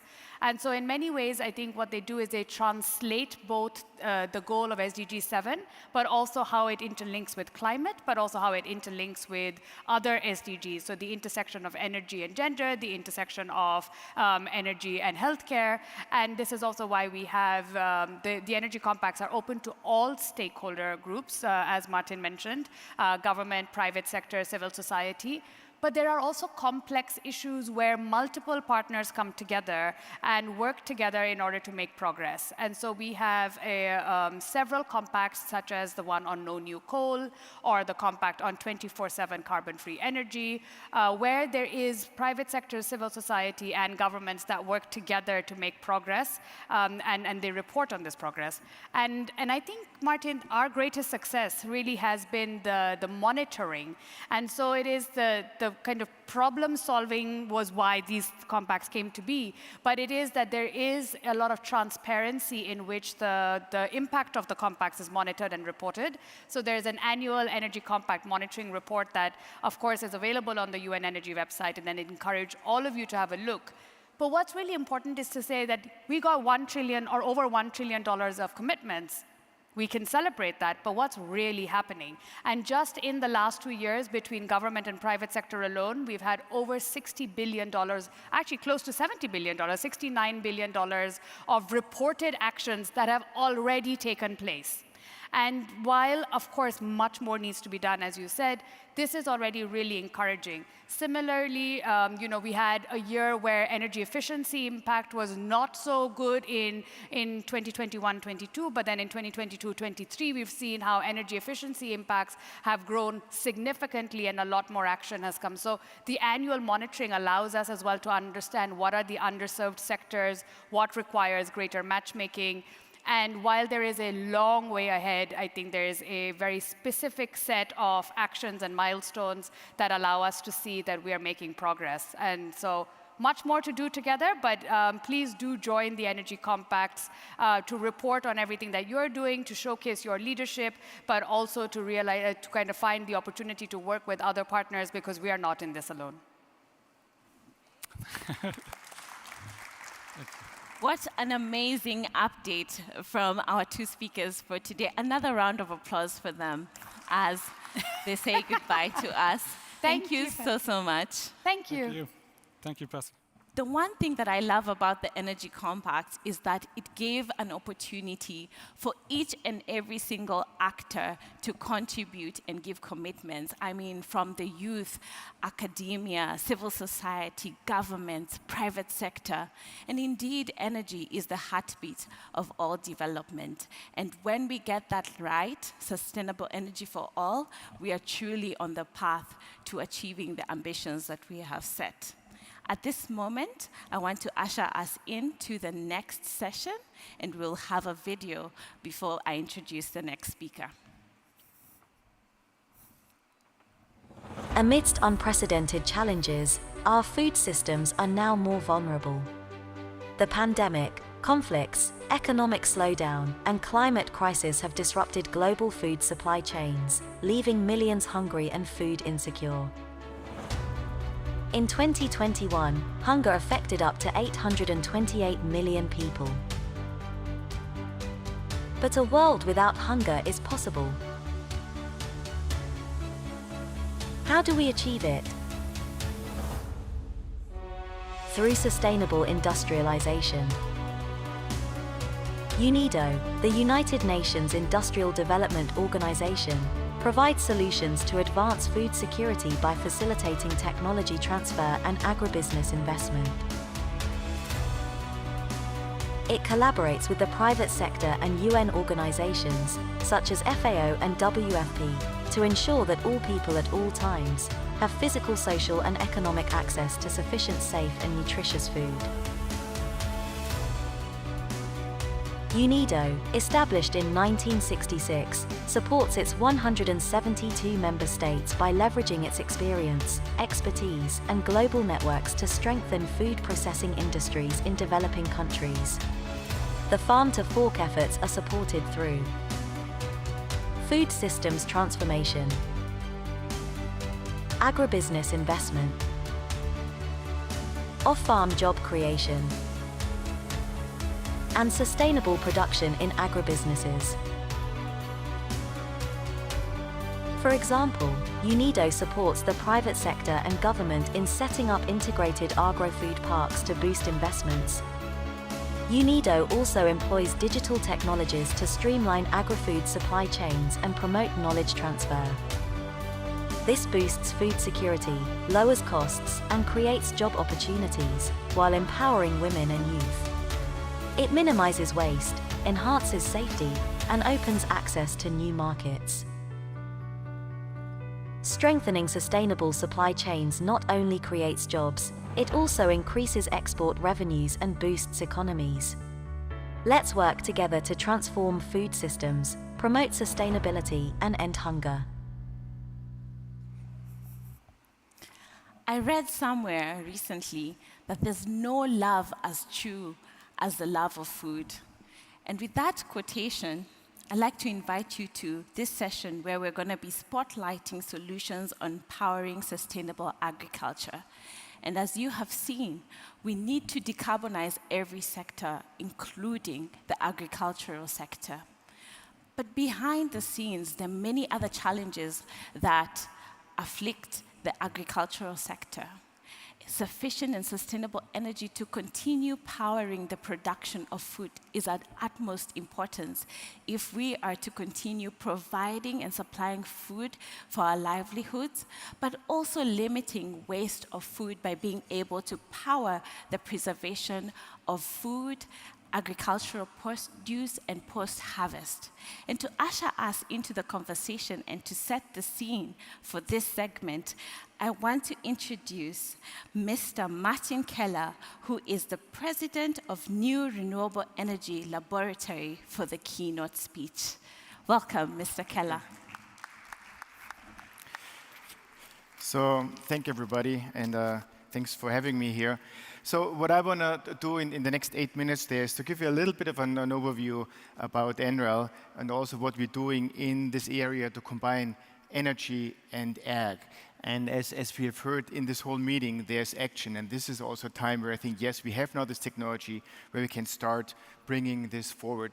So before we go into this, a little bit about NREL. So we are US Department of Energy National Laboratory in Golden, Colorado. We are really focusing on renewable energy, energy efficiency, and the systems integration. And this, again, what you will see here on this combination, how we're bringing all these different elements together. We're working on renewable energy, on sustainable transportation, there from bioenergy to hydrogen to transportation, in the building sector for buildings and industrial efficiency, and again, was said, the energy systems integration, and more in over 90 countries where we're helping countries to create these implementation plans, how they can move the energy transition forward. This whole meeting, the whole today is, I think, the most words that we've heard was always around action. And I want to show you this slide because I think it's also important how we as research organizations moving into action and accelerating the energy transition. When you look at solar, it took 30 years for solar to become one of the cheapest ways of producing electricity. We do not have 30 years. We have to do this faster. We also have some gaps in our innovation pipelines. What can we do to really accelerate research towards deployment? That's a little bit what we're trying to do here at NREL, where we're having facilities from fundamental science all the way to scale up, where we're accelerating the scalability of some of these technologies, all the way to a very large system in the grid system up to 20 megawatts, where we're then integrating all this together and accelerating the deployment of this technology, coupled with a lot of support in the communities to help them to decide where we need to go. So now before we go to the pairing of solar and agriculture, I want to show you a few examples what wind has done, and especially wind in the United States, because this can be a very interesting model how we can create or combine renewable energy with ag. In the United States, there's about 60,000 wind turbines built on ag farmland.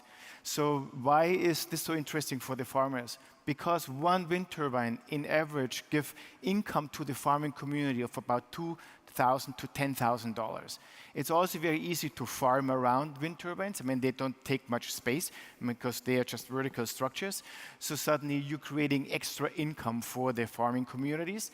You're also creating extra job in rural America because a lot of the fastest growing areas right now in the US is wind technicians. So not only did you suddenly create electricity, energy for the farming community, which they can use to increase the efficiency on their farms, they can sell extra electricity back to the grid, and you're creating extra jobs. So how can we do this in solar? So a lot of times what you're hearing when you go to the communities, that there is this conflict that large solar installations take away agricultural land. This creates some issues in the communities. We're doing a big project in Puerto Rico where this is exactly these discussions. How do we use the land the most efficient? And can we afford this to take ag land away to put solar panels on there? So now agrivoltaics, the combination of solar panels with agricultural techniques, can overcome these problems. So we've done a lot of studies there that this can balance food production and renewable energy goals. You can see that we can use traditional utility scale configurations for crop production, animal husbandry, and ecosystems. But there's also now alternatives way how we can build solar panels, which will increase, for example, grazing of animals, more kind of crops which you can build onto the systems. So the underlying theme is very simple, that both crops and solar production can be better when paired together. And there's a lot of data now out there showing this. So there's a lot of benefits by combining solar and agricultural technologies. So first for the ecosystem services. So a lot of times when you build the systems, you have to avoiding grading, and because you don't have to compact the soils. You can use less herbicides because you have plants growing underneath your panels. The data showed that this is really, really good for pollinator habitats. We're seeing an increase in pollinators. We preserve native habitats in the ecosystems. Stormwater management, a lot of this soil is not as compacted, which will increase and helps in the stormwater management by different ground covers, low impact practices, makes the site more permeable. And crop productions. We have seen that certain crops thrive under this partial shade, and panel increase also moisture levels. And grazing. A lot of animals love to have the shade underneath the panels, and so all these are really good advantages where you can combine these two technologies. So what are the impacts across the food and energy water nexus? So in food production, we have about 25 sites where we manage across the United States in agrivoltaics to understand where we can go with this technology. For a couple of fruits like chilipetrine, and there was 3 times more efficiency by growing these plants underneath solar panels. The water use efficiency for jalapenos, for example, was 157% less, and is greater than agrivoltaic systems. Cherry tomatoes, as another example, the water use efficiency was 65% greater. So a lot of vegetables and crops really do well under solar panels. Water savings. So the data have shown that when you irrigate every 2 days, so that the soil moisture remains 15% higher when you have solar panels on top. When you irrigate daily, it's about 5%. And on the renewable energy side, it's also benefits on the efficiency of the panels, because the plants will cool the panels for about 9 degrees, which increase the efficiency of the solar panels. All of this really show that there is an interesting combination of bringing these two technologies together.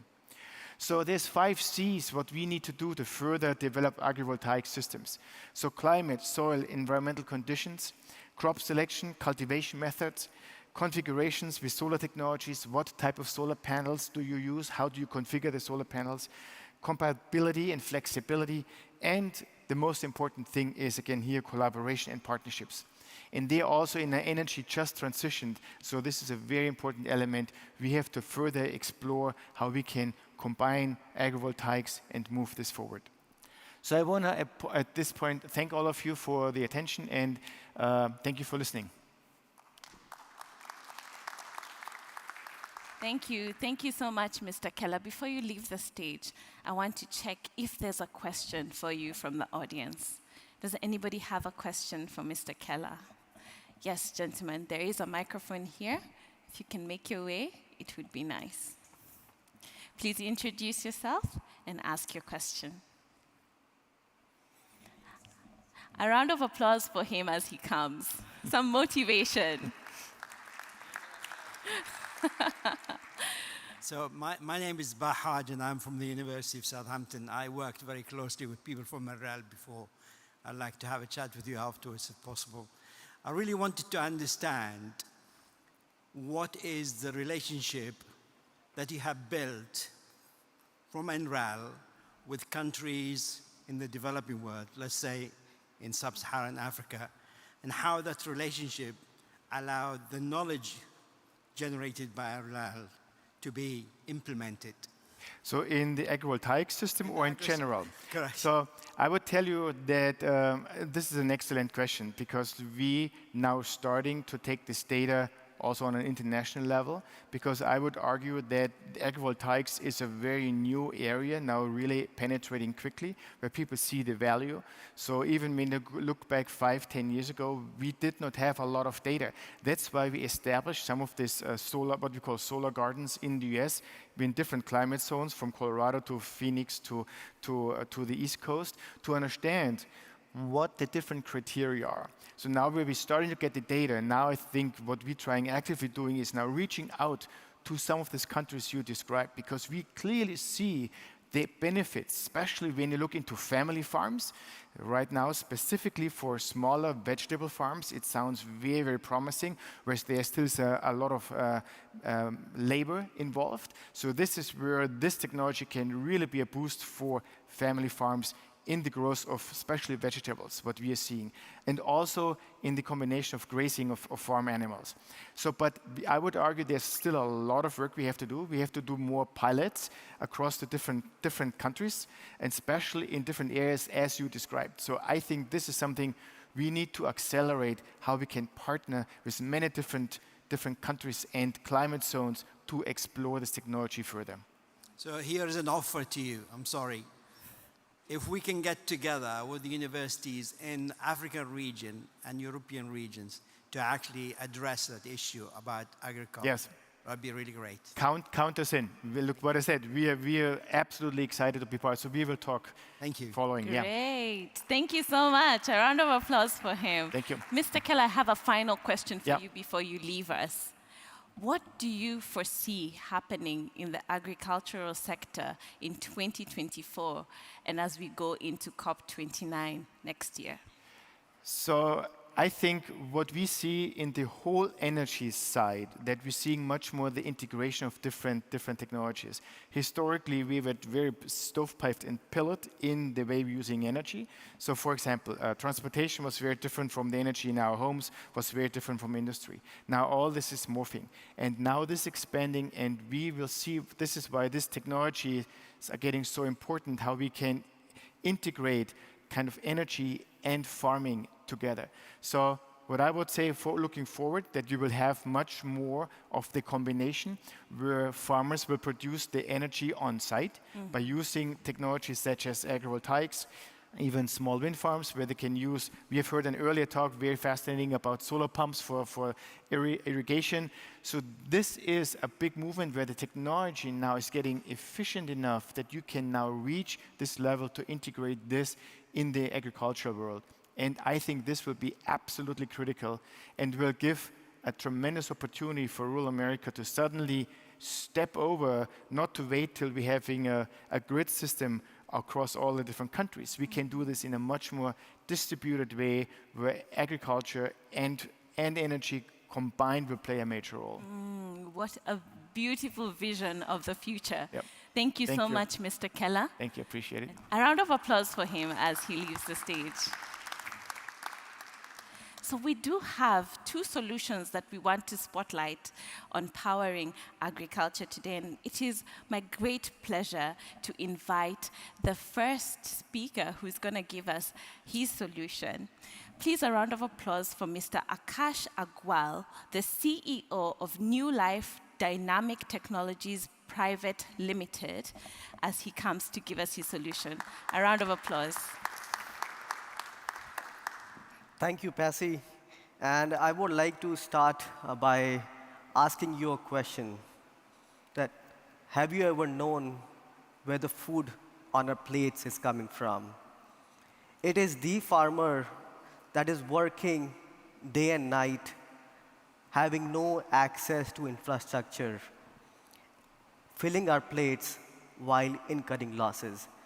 And if you know, these losses are as high as 40%. And this makes me very, very emotional. One of their crying needs is to save their produce at the farm from getting rotten. And in last 30 years, unlike the privileged us, we have not done much, have not given them access to power, to drive conventional cooling solutions to store and cool produce at the farm gate. Unfortunately, existing technologies which are powered by grid power, diesel generator, and our solar backup have not been able to bridge the gap, to bridge the energy gap for providing 24/7 cooling solution. To overcome this handicap, we had to think unconventionally and introduce affordable and innovative cooling solution, which uses farm waste to store farm produce at the farm gate, and thereby making farmers self-reliant. So how do we do this in an environmental-friendly way and while complying with the Montreal Protocol and Kigali Amendment?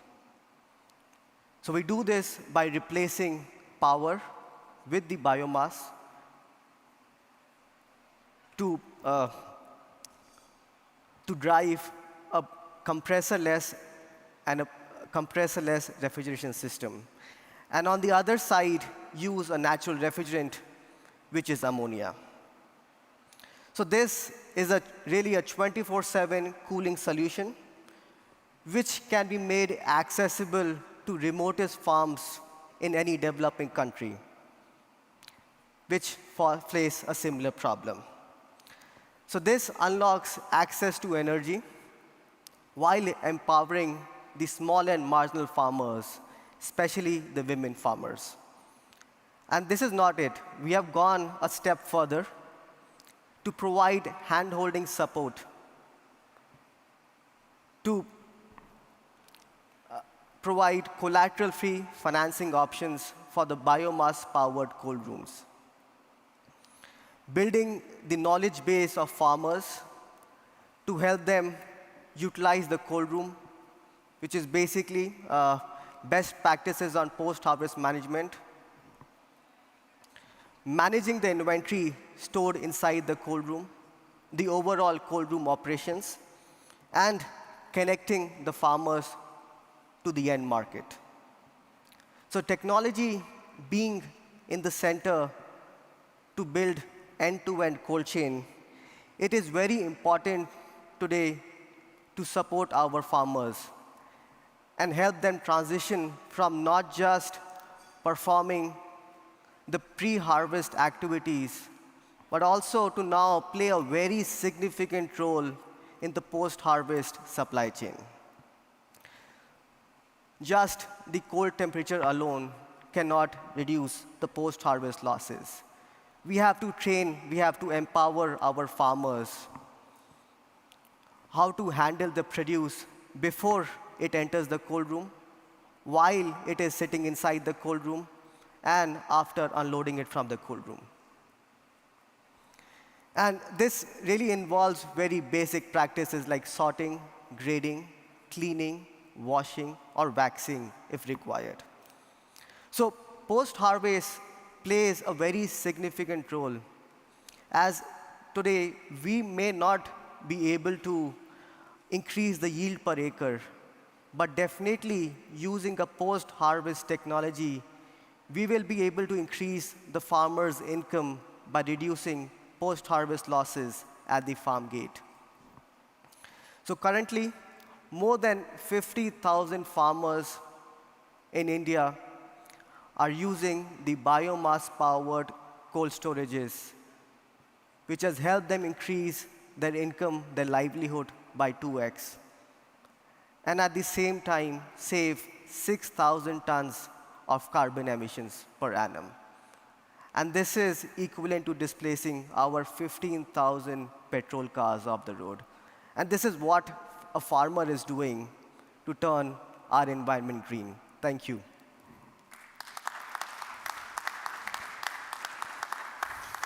Thank you, Akash, for that solution. Before you take your seat, I wonder whether there's a question for Mr. Akash from the audience. Do not be shy. Yes, ma'am. Please feel free to walk to the microphone to ask your question. Please give her some motivation as she comes. Thank you.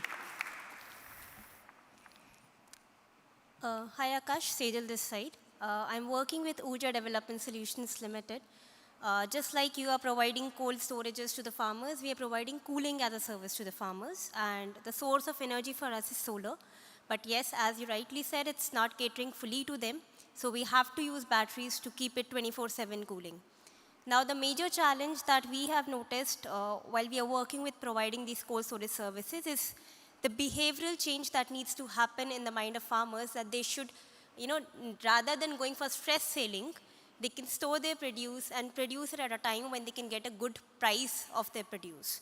So how do you try to cater that when it comes to reducing food wastage, at the same time making them understand that income is also an important part that they should focus upon while they are selling these produce in the market? Great. Thank you, Sejal, for the great question. So we have to realize that the farmer is not the risk taker. They have to earn their daily income, their daily food. And now, to make them transition from the pre-harvest to post-harvest, we have to provide them ample support. And this support is not just a cooling solution. This is teaching them on the basic business approach. So me as an entrepreneur, when I started a business, I had a few hiccups. And it's the same case with the farmer. So we have to take the farmer to the next step, help them bridge the gap. Thank you. Thank you. Great. Thank you for your question. Akash, I'm going to invite you to keep me company on the Sure, stage. thank you. So do take a seat as I invite the next solution in the house. So it is with great pleasure that I want to invite Pramod Penkesilia. Pramod Penkesilia. He is the Development Director at iSolar Africa. A bigger round of applause as he comes. Thank you. Pramod. Thank you. It's Pramod Penkesilia. Thank you. Okay, so I think I'll fail myself if I did not start off by congratulating the Springboks for winning the Rugby World Cup. It shows what a resilient, passionate, and purpose-driven nation we are as people. So, good afternoon to everyone. Thanks for joining us. I do not have an engineering or chemistry background like majority of my colleagues that I've met through the GCIP program that's attending. I do have a background in credit risk management and credit analytics, having worked in the credit bureau industry over the past 14 years in Africa. So the major challenge in Africa from an inclusivity perspective is that we have the lack of ability in collecting, cleansing, and aggregating data to develop alternative credit reporting databases. And this basically has a knock-off effect in terms of financial exclusion. So we have, over the years, basically over the past 2 years, been focusing on really driving financial inclusion. We've developed a model with our partners being the University of Johannesburg and the University of Cape Town, which basically speaks to the methodology of energy being a driver of financial inclusion. So we've created a mobile platform that basically enables, we started off initially in the consumer market. We've realized that the same 600 million people in Africa that do not have access to energy also do not have, or are also financially excluded. Simply meaning that they have no financial identity, they have no credit score, and because of this reason, they can't get access to even a microloan. So our initial platform within the consumer market that we've developed enables consumers to transact on the platform. We then enable them to get a financial identity, an alternative credit score, and then an official credit bureau score.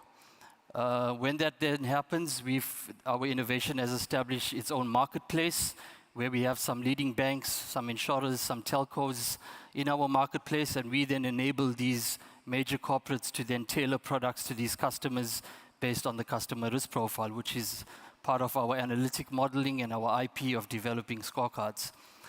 I've had the privilege of traveling with the Parliament Portfolio Committee of Agriculture, which is chaired by the grandson of Nelson Mandela, Mandla Mandela. We sat in a meeting in Brazil to understand Brazilian technology. And through a case study that we've done, we've realized that in South Africa, there's over 2 million small-scale farmers that cannot have access to any products. And these are clean tech innovations that are being brought to Africa by the world. So we started a journey of identifying what would be the best way to actually then eliminate these barriers of access, essentially. And in March 2024, we will be launching a platform aimed at small-scale farmers through open banking infrastructure. And it's a seamless platform which then enables any small-scale farmer to then access our platform, and we almost instantaneously provide that consumer with an alternative credit score, and then that actually feeds on by us overlaying credit information, where we pull information from their bank account in real time, develop a score, overlay that with bureau information, and that then gives us a better enhanced view of this small-scale farmer. The local banks in South Africa that we integrated with, for example, Nedbank, which is a tier 1 bank, this then allows them, as we mentioned before, to tailor a specific product to this small-scale farmer. So as we see there's an acceleration of product development from the clean tech space, we need to understand that we actually need to eliminate those barriers and enable accessibility to these consumers. We are soon launching in 3 other countries in Africa. Through FairScore, which is our integrated solution to eSolar. So it's not iSolar, it's eSolar, it's a Zulu I. And within eSolar's business model, through energy, as we started with our fintech, we realized that we needed to then, we saw an opportunity directly to then create our own solar product. It's basically a solar home system with a built-in Wi-Fi device aimed at consumers and not the small-scale farming market as yet. So I think I'm going to stop there. Yeah, thank you for your time. Thank you, Pramod. Please, Pramod, stay on the stage. We still have to spotlight you for a few minutes. Cool. So do we have any questions for Mr. Pramod? Anybody? Any question? I'm scanning the room. No one has a question for Mr. Pramod. Lucky for you, Mr. Pramod, I have one. Thank you. For you. Yeah, sure. What challenges do rural farmers face in adapting and benefiting from off-grid solar solution, and how is eSolar Zulu addressing these challenges? So, as I've mentioned before, the major challenge is access to even buy technology so that they could adopt it and accelerate the transition, right? And so we actually found that as a major problem, which is really lying in an infrastructure development problem. And it's not just in South Africa, it's across Africa. So as long as we can solve for that through our platform, we would encourage then all clean tech innovations to join our platform so that they could actually have an opportunity firsthand of providing these customers. We are entering the Kenyan market soon, as you know, so we'll be looking at engaging further with the market to try and accelerate and partner to reach our goals. Great. As a Kenyan in the house, I'm looking forward to welcoming you to Kenya. I'm going to invite you to have a seat. We just want to spotlight you both for just 2 more minutes with a general question to you both. So I'm sure you both had each other's solutions. So I want to ask you both, what are the things that you've learned from each other's solutions? And also, as you're answering that question, what is your vision for the agricultural sector as we go into 2024? And in the context of COP29 next year, if you have any visions for that future. So we'll start with you, Akash. So I think financial inclusion is going to be the next biggest development with which we make sure that the farmer or the agriculture segment gets access to credit. Today, when we go out to sell our systems or introduce our units to the farmers, the only challenge that we face is how are they going to afford it? We have tried various financing means, providing a collateral-free loan, providing interest subvention, but without a credit score, it is impossible for a bank, a private bank, public bank, or even a non-banking financial institute to really finance a farmer. So I think providing a whole solution of financial inclusion really empowers the farmer to access the technology to make them grow. Great, thank you, Akash. Same question for you, Pamrat. So from our observation, the reason why there's a lack of product innovation across Africa essentially is because no one's collecting this data that we collect. No bank, no insurance in South Africa, for example. And by not having this data, which is really payment data and building a risk profile, this actually constitutes underwriting data. So as long as you don't have this underwriting data, you cannot develop a micro-insurance product for the market.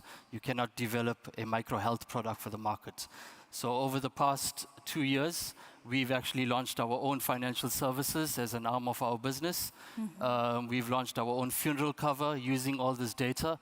We soon will be launching a pregnancy cover and a micro-insurance product as well into Africa. But it's again, the lack of no one doing it. It's really restricting farmers to have access to a micro-insurance product or a micro-health product. So that just doesn't talk to the consumer market. It's exactly the same for the small-scale farmers market.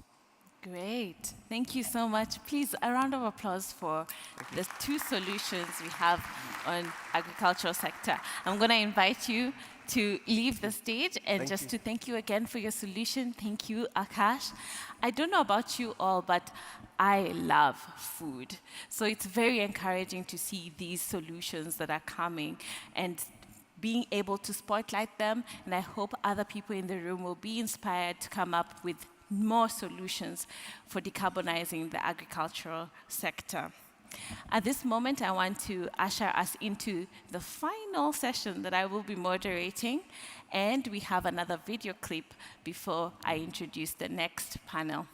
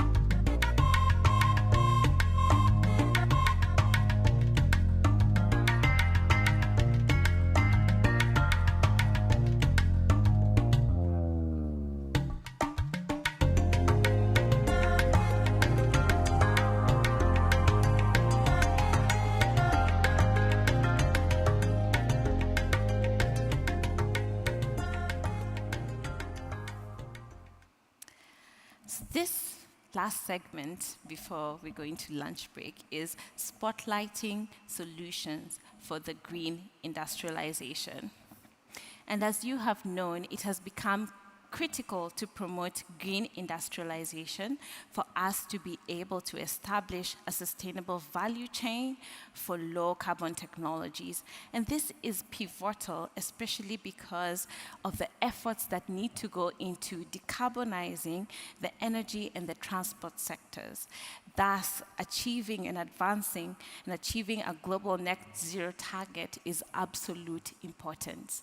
And the challenges that are associated with not decarbonizing industrialization are well known, and we've seen some of them in the video.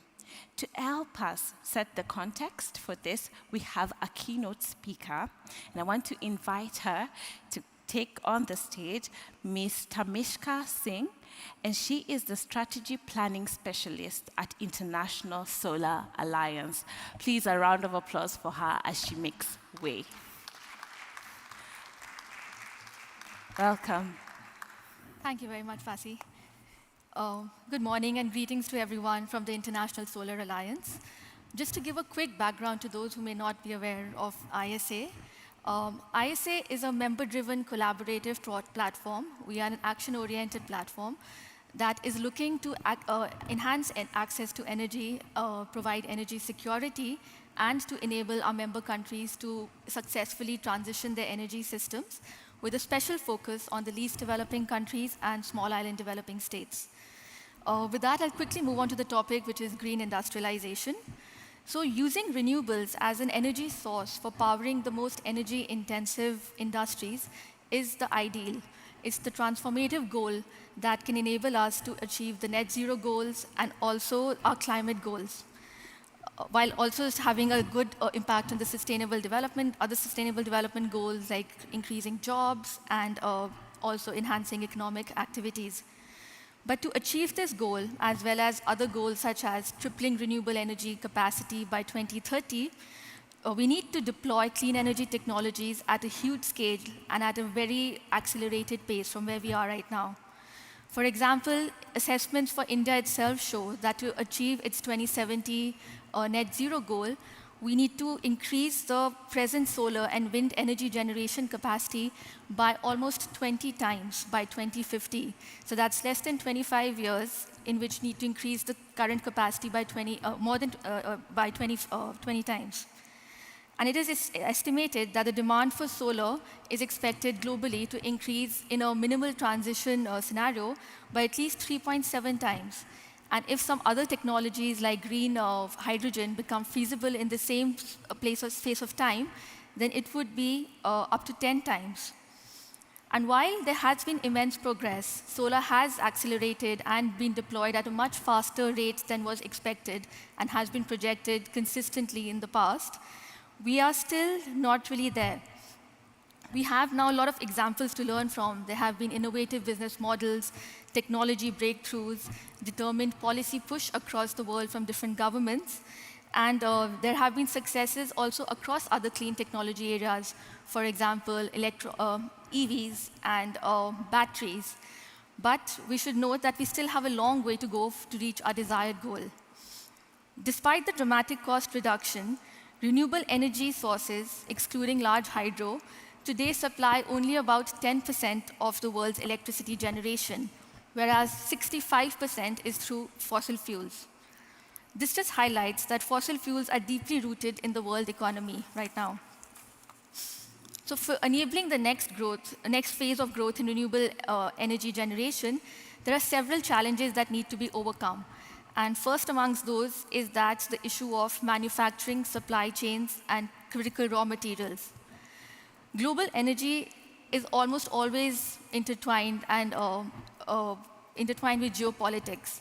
There have been several examples in the past where geopolitical tensions have led to price increases and critical supply shortages of critical raw materials.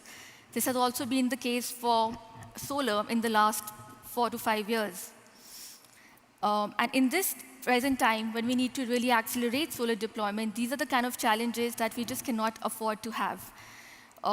supply chains, if they're not properly diversified across the globe, can have geopolitical shocks, of course, other systemic shocks, and also if it's concentrated at a provincial level, issues such as natural disasters and all could also make a big impact. We all might be aware that a large part of our manufacturing is just right now concentrated in China, which is around almost 90% of the critical steps of the supply chain. And that is because China had the foresight 10 years back to already start building up these capacities. They now are at a stage where they have huge cost advantages, which makes it very difficult to be able to scale up across other emerging countries. But this is something that is the need of the hour, and that's what requires policy push at the global level as well as at the national levels. For example, at the global level, while we need to really prioritize collaboration on R&D, critical raw material supply, financing, sustainability, and also to encourage trade and joint ventures across countries, at the national level, we need strong policy direction and a stable push to actually build manufacturing capacities within the country. We are seeing that economies are aligning their climate objectives, their energy security objectives, along with the industrial and trade policies. And one such example is the production-linked incentive scheme in India, which started in 2021, and 2022 was the second phase, which was rolled out. We have already seen through this that new capacity of around 50 gigawatts has come for module manufacturing is coming on in place. And this is just some early wins, and we hope that this keeps growing more. So such kind of pushes are really required. And while upstream direct supply-side measures are always welcome, it also needs a push for demand side from policy incentives and measures. This could be public procurement policies with strict local content requirements within the WTO limits, and also tax incentives and subsidies for buying local. And these are some measures that are also being increasingly explored. For such a huge push, there's a huge need for CapEx requirement as well as technological expertise. And skilled labor is a major gap that's there in the sector. For this, it's crucial for developing DFIs, MDBs, and other international organizations to work with governments and to collaborate on capacity building and training of skilled manpower. For example, it's estimated that 1 gigawatt of module manufacturing and assembly requires about $10 million. And while that is large, the CapEx requirements is just one part of the picture. It would also require uninterrupted power supply, regular training for new personnel, ease of doing business, manufacturing processes which align with good quality parameters and other quality checks.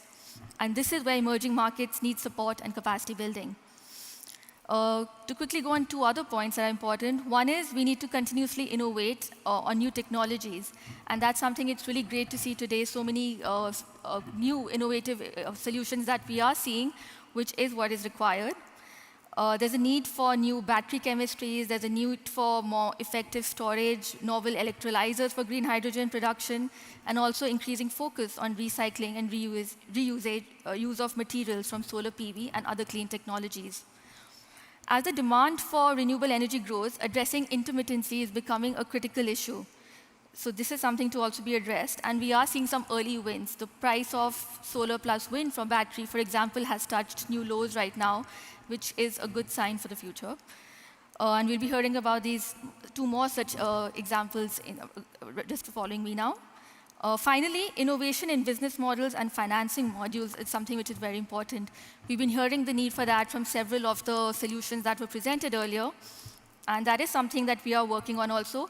At ISA, we have something called the Global Solar Facility, which is a payment guarantee mechanism, which we hope is able to address the perceived risk that's seen for least developing countries for investments, and to be able to make it more affordable and accessible there.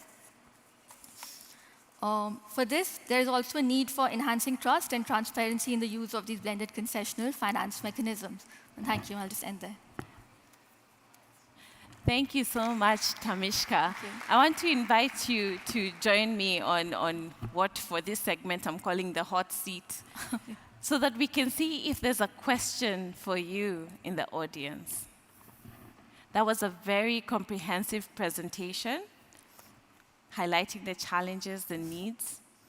Any question? Any takers? Shall I volunteer someone?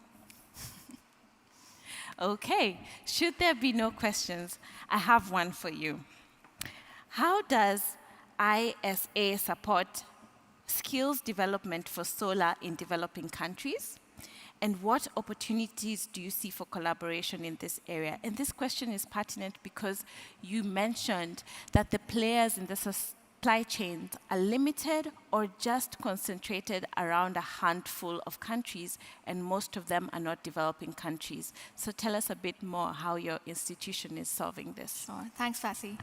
So ISA is a member-driven country. So the first step is that we see what the requirements of the member countries where we are trying to do skill development and capacity building is. For example, some would be looking at agricultural solutions powered by solar, while others are looking more at irrigation solutions or looking at setting up rooftop solar. So based on that, we try to tailor the capacity building that's delivered. Another thing we feel really important is that there's a need for pilot projects because many of the countries don't have exposure to solar yet. So the first step we try to do is set up a demonstration project there so that they are able to see what goes into it, what the skills required for working with that is, and what the regulations to support this is. And that's the kind of step we do. So it's a very grassroots kind of a push. We see what's required on the ground, work with the member countries, and in that ways develop the capacity building programs that we have. We have something called the Star C. These are these centers which are set up at the country level. They are based on an expression of interest from our member countries, and then we go and work to set these up, which provide these trainings in a year-long basis following a strict curriculum across different stakeholder groups, ranging from bankers to policymakers, also technicians and entrepreneurs. So that's the approach, and there's always a lot of space for collaborating and partnerships here because it's a wide area of skills that we're looking at. Oh, thank you. I'm going to do a quick check again just to see if there's a question from the audience. If not, I have one last one for you. Yes, gentlemen. Please give him a round of applause as he makes his way. Thank you. Our microphone collapsed. Great. Hi. Thank you very much for the wonderful presentation. My name is Damilola Balogun, and I have a company that works in line with what you do at the grassroots. So in 2021, we've executed some projects, solar irrigation for farmers in Lagos, and we're looking to expand this solution. I just want to know if there will be a possibility to collaborate. I'm happy to engage with you after the session. Absolutely. In fact, one other program that we have is called the SolarX Startup Challenge. We just finished a round which was focused on Africa, where we identified 20 startups from across 180 plus applicants. Right now, they've just been announced, and now they're going through a series of workshops and capacity building, bootstrapping workshops is what they're being called. And the next step is to help them connect with the right investors. But we have several such initiatives and programs. It'll be great to connect on this. Yeah, thank you very much. Thank you. Great. Thank you so much, Tamishka. And a round of applause for her as she makes her way to her seat. Her presentation has given birth to one potential collaboration in the room. Thank you so much. At this point, I want to invite or introduce the first solution for green industrialization. And we're going to hear from a gentleman called Mr. Esuma Aaron, and he is the CEO of GreenAge. As he's making his way, I do not see him. He is coming. Great. As he makes his way, please give him a round of applause. He has a solution for us for green industrialization. Welcome. Hi. Let me do like my Zulu brother. It's Esume, not Esuma. All right. Greetings, everybody. My greetings also from my people in Nigeria, in Enugu State. As we say in Enugu, we say Ndeonu. If I say Ndeonu, please just say Oh, Ndeonu. All right, that's good enough. All right, my name is Esumeron Ndidi, and I'm the MD of GreenAge Technologies Power Systems Limited. GreenAge is a solar equipment manufacturer focused mainly on the manufacture of inverters, charge controllers, solar lithium batteries, and solar panels. And a lot of people always ask, why focus on manufacturing when Africa, and Nigeria in particular, has a large energy deficit? To put this into comparison, the United States is 1.6 times more populated than Nigeria, but they have a generating capacity of 130 times more than Nigeria. This puts Nigeria as the country with the largest energy deficit in the world. And with all these glaring, with all these deficits, it looks like it presents an opportunity. But you ask yourself, if these opportunities are real, and if there is this large energy deficit, why are there not so much investments? Why are there still a large chunk of Africa, over 600 million Africans are not connected to the grid per se, and those that are connected gets load shedding and incomplete power supply. So if you look at this deficit, you ask yourself, why is it that there's not so much investment, and why is it that so much is not done in Africa? And I'm going to give you a short perspective. Over the past 10 years or so, Nigeria has witnessed an impressive 12% increase in compound annual growth rates in the solar industry, with the pay-go industry having up to 30% growth rates annually.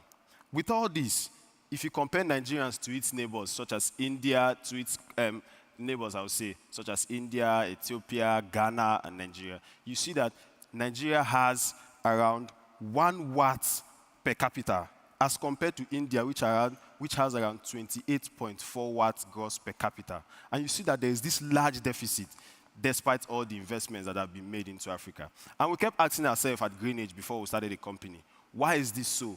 What can be done differently? And how can we do it in such a way that energy in Africa is not just going to be, how will I put it, that the energy industry in Africa is not just going to be from a charity perspective, but it's going to be sustainable, it's going to grow at a scale that we all need, and it's going to not just provide power, but impact the life of Africans. And we looked at some of the challenges. Why does this deficit continue to exist? The first thing we discovered is that there's a huge misunderstanding between the infrastructure and innovation as regards to solar industry. Whenever we talk about solar in Nigeria, we focus more on the infrastructure, which is solar panels, charge controllers, lithium batteries. You hear people talking about setting up solar grids. And we fail to understand that this must connect closely to what the people need, to what the people value. Because if you pump all the solar panels and all the charge controllers in Africa, the question arises that will they accept it? Will they be able to pay for it? The next challenge we discovered is that solar as an infrastructure or as an industry is pushed on Africans instead of making it enticing and making Africans to buy into it. Because like I said earlier, an average African doesn't really care about whether he's impacting the climate. He wants to survive. He wants to have power to cook his food. He wants to have power to get cold when the weather is very hot, and to get heat when the weather is very cold.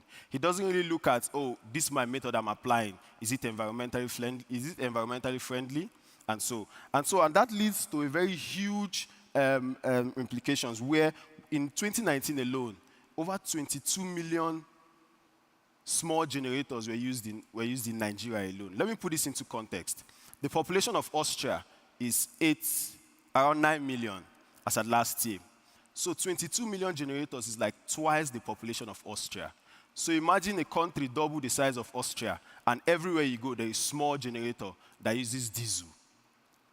Imagine the noise pollution, imagine the environmental pollution, imagine the impact in the economy, because using fuel is more expensive on the long run. And then we ask ourselves, why is this popular amongst the Nigerian population? Why is generator so popular? Because we said if we could find a way whereby we understand why people decide to go for small generators rather than solar systems, and we could make our solar systems to fit that generator model, then it will be very easy for people to swap from their local generators to using solar systems. And from all the methods that we were able to highlight, we discovered that local manufacturing is going to be the only way whereby somebody who is comfortable using solar generator will be able to easily switch to solar systems. And why do you think that? Why do I think that this transition will be possible? I'm going to use my last 4 minutes or so 4 minutes is too much. I'm going to use my last 1 minute to tell you why the generator industry is very huge in Nigeria and how local manufacturing, as we do at Greenwich Technology Power Systems Limited, can help combat that. The reason why the generator industry is huge is, number one, relatively low upfront costs. So as compared to what a solar system will cost you upfront. So remember, in the Nigerian system, there is no credit facility. So you can't just go to the bank and get a credit facility to help you pay for your solar system. So most times you buy everything upfront cash. If you want to buy a house, you buy cash. You want to buy a car, you buy cash, and there's no credit facility. And because the generators are relatively cheaper, and then you have to be fueling it in the long run, it makes sense for an average Nigerian to go into that. The second thing is that it is easy to set up. It's not complicated. It's not it's not really. It's been on for so long that people now understand it so well, how to use it. And also, there is a simple, easy repair, faster after-sales services, and readily available spare parts, so that you don't have to try to figure out, typical thing that happens in solar is that if your solar breaks down in Nigeria, and you have a warranty, you send it to the warranty company. It takes 1 week to get to the company. The company takes around 2 weeks to fix it and 1 week to get back to you. So about 1 month. So imagine you're using your solar system to run your business. That is 1 month without power. So what now happens is that most of this business is turned back to the same generator they are trying to avoid. But if you have a local booming manufacturing sector, like we're trying to do with Greenwich Technologies, there will be readily available spare parts. The product will be cheaper, more affordable. The indigenous of the country will feel like they are part of the process. You're not just dumping something on them. And then it gives us the opportunity to be able to design something that fits particularly into the needs of African. I will not have a scenario where it's very popular now in Nigeria. You see they're talking about mini-grids, mini-grids, mini-grids, mini-grids. Mini-grids are great, mini-grids are awesome. But you are putting it in a local community that cannot pay for it because of the cost.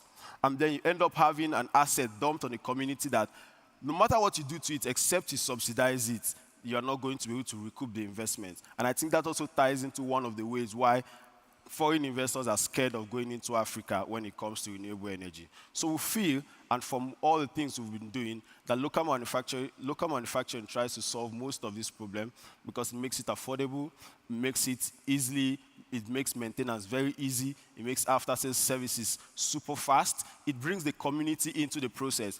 I'll give you a last story.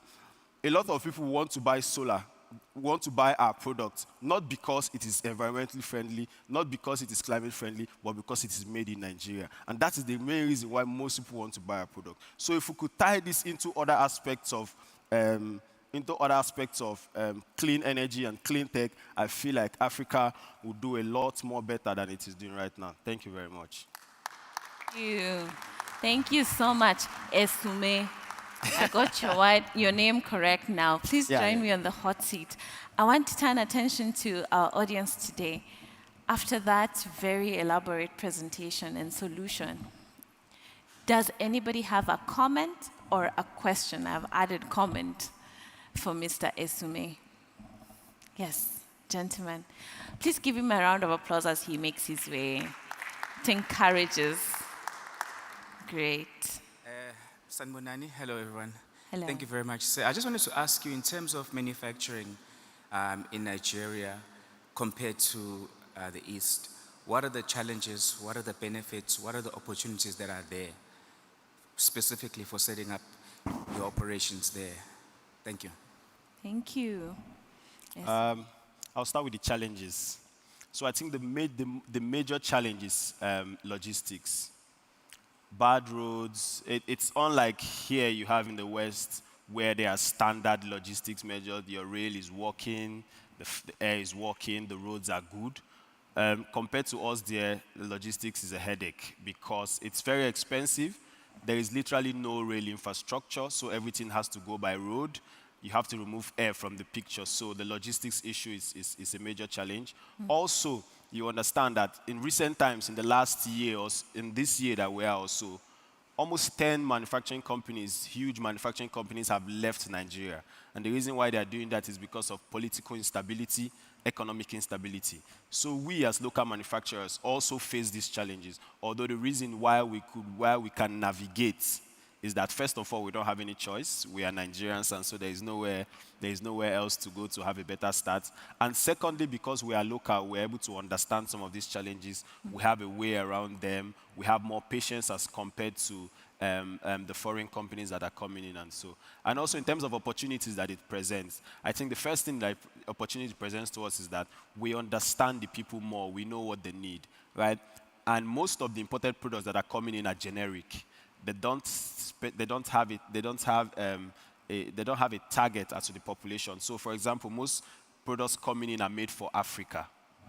Are made for countries without regular access to electricity.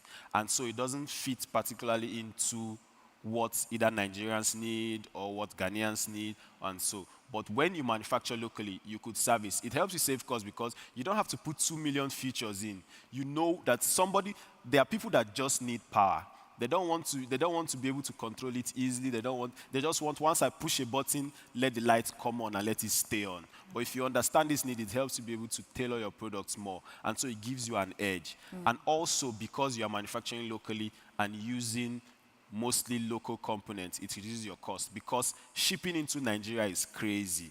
To bring in products into Nigeria, looking at the logistics cost, the clearance cost, and then it's not a standard process. There are handshakes left, right, and center that you have to do. By the time you factor all these things, it becomes unpredictable, it becomes expensive. And so when you're manufacturing locally and you don't have all those challenges, then I think it gives you an edge. Thank you very much. Thank you, Esume. And thank you for that question. I'm going to ask you to stay on the stage as I invite the next speaker, who's going to give us the second solution under spotlighting green industrialization. So I want to invite Mr. Pravashen Naidu. He is the CEO of E-Waste Africa. Please, a louder round of applause for him. Good afternoon, everyone. I know we are a few minutes away from lunch, so I will try and keep it short. My name is Pravashen Naidu, and I am the founder and managing director of E-Waste Africa. So green industrialization comes with a footprint. In South Africa alone, we were up to 17 million installed panels in 2021. We're probably sitting with just over 54 million panels that are fully installed. All of these panels will need a home one day, and people have not really thought about the solutions or the back-end solutions. That is quite critical. So as E-Waste Africa, we recycle all electronic waste. Our focus initially started in the lighting sector, as it was one of the most hazardous waste streams, as your energy-saving bulbs used to contain mercury. There is a move towards LEDs, but again, there are hazards in these, and if they go into your landfill sites, they do eventually leach and create bigger problems. In terms of your electronic waste and any installation from a solar perspective, from a battery perspective, hydrogen fuel cells, they're going to need batteries to run. These batteries are very expensive to ship around. They're very expensive to process to get to your actual recycled materials. And as many of you know, they've been exploding on ships, causing massive issues, trying to get these used batteries to the right places across the globe. So as E-Waste Africa, we have defined and actually created our own protected IP. From a recycling perspective, we have a 99% beneficiation of the byproducts. So we depollute the electronic waste, for example, removal of the luminophosphorus powder in lighting, removal of the silicon layer in solar panels. And solar panels are actually 85% glass. So once you depollute it, we have the ability to reuse the glass. Things like the aluminum frames go back into the market. So from a climate impact perspective, we're probably getting around 100 or 1/10 of the tonnage of CO2 equivalent reduction when you do recycling. Where the kicker and where the most important thing right now, which is what we're focusing on for the future, is the ability to reuse these panels. So all the power stations that we have in South Africa will probably need to replace millions and millions of panels in the next 7 to 8 years. They've just turning 10 to 12 years old. They've got guarantees in the panels, generally 15 to 20 years. It does not mean that these panels are all dead. So realistically, a 200-watt panel could possibly still be generating 100 watts. You can refurbish these panels by simply replacing the junction boxes and ensuring that nothing is actually cracked or broken. And just a general clean on the glass actually helps quite a bit. We'll be able to put these panels on the market for under $50 a panel. And for the first time, your lower LSM market, which is where we need a lot of solutions to provide to people that do not have electricity, from an African perspective, we now are able to actually provide these solutions at an affordable level so we can help the future go green. So all of these impacts, obviously, I mean, yeah, people will talk about then what happens in the next 5 years or the next 10 years. Ultimately, those will still have to be recycled at some point. Climate impact is real, and having the foresight of seeing even what we do from a green perspective, from an energy perspective, is great, but we must look at the full life cycle. Thank you very much. Thank you. Thank you so much, Pravashan. I want come and join us on the hot seat. Do we have a question for Pravashan from the audience? Anybody? Any question? Yes, go for it. A round of applause for him. Great job. My name is Joel Moore.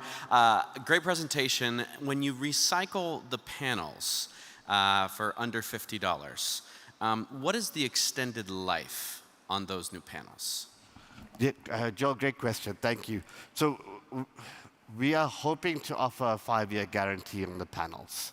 So it will be less wattage, and you've got to have some formal guarantee on it. Yeah, short answer. Thanks. Great. I have a general question for you all before we wrap up this session. And COP29 is coming. 2024 is around the corner. 2028 is also just next door to us. But we also have the Summit of the Future that's happening next year. So my question for you both is, after this session, what is one key takeaway from the discussion we've had today that you would like to take further for your future work? We'll start with you, Esume. Yeah, so starting from the last speaker, my friend, I talked about recycling. So if you understand that he's the end of life for my process, right? So after our products are manufactured, taken to the market, what happens to them at the end of the day? So I believe starting from him, he has thrown more light as to what added value can happen. At what I see as end of life, he's telling me that there's still value when there's that end of life. And I think I've seen, compared to also other speakers that have spoken, seen a lot of opportunities as regards to how I can tailor my products. So initially, we are focused more on just manufacture of solar equipment, sticking to inverters, charge controllers. But from some of the impacts I've seen regarding agriculture, regarding transportation, regarding other sectors, it helps me understand from a manufacturing point of view that I can have some modular designs that can fit into some of these other value chains. And I can see that there's already a market there. There are already startups that are going into it, and it will be very easy for me to scale and have more and generate more value for myself. Thank you. Great, I love that. You said Pravashan's solution is the end of life for your solution. I love that. What about you, Pravashan? Same question. Yeah, I mean, I think it's important just to acknowledge and to thank you, Nido and GSIP, firstly, just for allowing us to be here. It really has been a life-changing couple of days.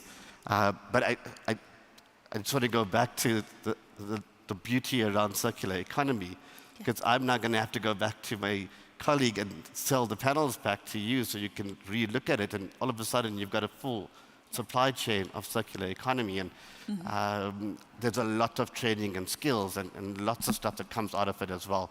So yeah, I'm just encouraged, I suppose, about moving forward, and encouraged about Africa moving forward. Great. What a brilliant way to end. Please kind of give them a round of applause as they make a way to their seat. Okay. Thank you. Thank you so much. Thank you. Thank you so much. So we've come to the end of spotlighting the solutions around energy agriculture, and now green industrialization.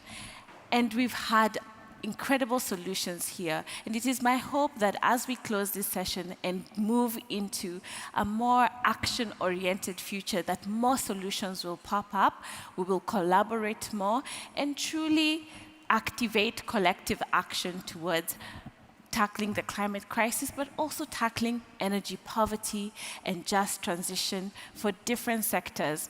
I want us to close off in a special way. And I want to ask for a volunteer in the audience. It's simple. A volunteer. This is what is standing between us and our lunch, because I want to invite you for lunch. Anybody? Anyone who's audacious enough? Great. A round of applause for him. Yes. Hello. How are you? You're Kai. Come with me to the podium so that we can hear you. So, I have found an African proverb that I'd like to read out.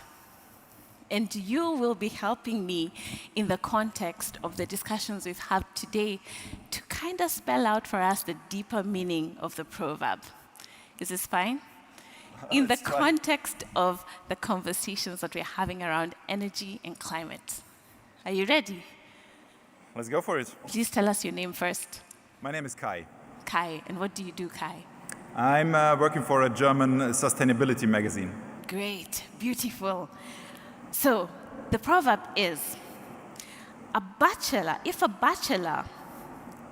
bachelor who uses firewood for cooking runs away in the morning to avoid removing the ash, he will have to deal with it when he comes back. So I'll read it again for the audience. If a bachelor who uses firewood for cooking runs away in the morning to avoid removing the ash, he will have to deal with it when he comes back. What do you think this African proverb means in the context of the discussions we're having today? Take care of your business for a future that is worth living in. Great. A round of applause for him. And with that, we have closed this segment. Thank you so much. Enjoy lunch. Thank you. Enjoy lunch. Take care. Good job.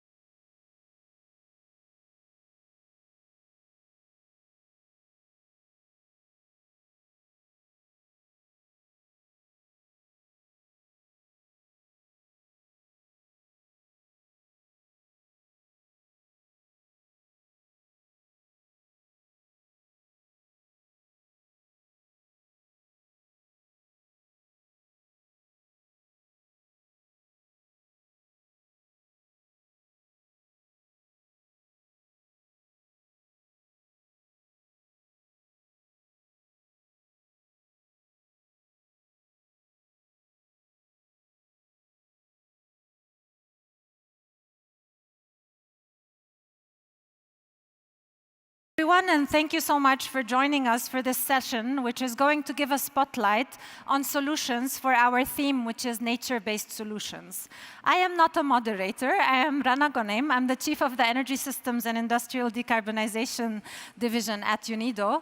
And I'm stepping in here because we are a flexible team, and in such an event, there's always some hiccups. So bear with me as I try to navigate the program and bring on board also all the speakers. So we know that actually carbon removal is going to be an essential part for making it to net zero. And there's a lot of nature-based solutions, you know, be it in rainforests in Brazil or some of the more circular options that are emerging as well. So we have brought a couple of solutions from different parts of the world to showcase for you and to help in bringing in some spotlight on what's happening in different areas. I'll introduce the four speakers and solutions that we're going to look at and the sequence of the session, and then we will start one by one. So to kick us off, we have Dr. Thomas Zehetner, and I'm really sorry for the pronunciation. I'm really pronouncing it for the first time. Thomas, thank you so much for joining. So Thomas is from the WWF. And he's going to be giving us a few remarks before we start off our session. We then move on to a scene-setting presentation by Ms. Nanda Frances Bergstein, who is the CEO and founder of CAM Solutions. And then we move on to a presentation which is going to be online from Mr. Vidyut Mohan, who is the co-founder and CEO of Takashar. He's based in India, and they're doing leading work as well on bioremoval. Finally, we will have one speaker from one of our integrated parks in Indonesia, Mr. Keisuke Tanaka, who is the director of MM2100, which is an industrial park based in Indonesia. So that's going to be the solutions and presentations you're going to hear from us today. And without further ado, I'll invite actually Thomas to give us his opening remarks.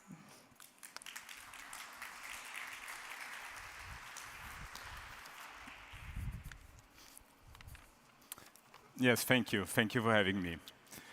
Well, after almost 2 days of discussions, I think it became clear it's not just climate change, it's everything change. The scenarios of the IPCC give us a taste of how far-reaching these changes will be if we fail to cut emissions. We have seen all the graphs, we have seen the numbers, we have seen the curves, and this is very important work, but it's also very abstract. And this is why WWF has decided to use the medium of art to raise awareness of the climate crisis. We have created an exhibition called Climate Realism that shows us the consequences of a hotter planet for people and for our nature through the eyes of great artists. So this should really give us a new perspective. And you might have seen outside of this hall, when you come up the stairs, 4 screens are showing the works of Van Gogh, Monet, Gauguin, and other artists. And it's really these artists have given us scenes whose future now is really uncertain. And yes, we do not know the future. We can only make forecasts. We can only imagine it. And that's what we did. With the help of artificial intelligence, trained on the painting style of these artists, we have adapted classic paintings to different scenarios. So we are approaching of what our future can be based on varying degrees of emission. And in each case, we look at the specific impacts on a region, from the global north to the global south.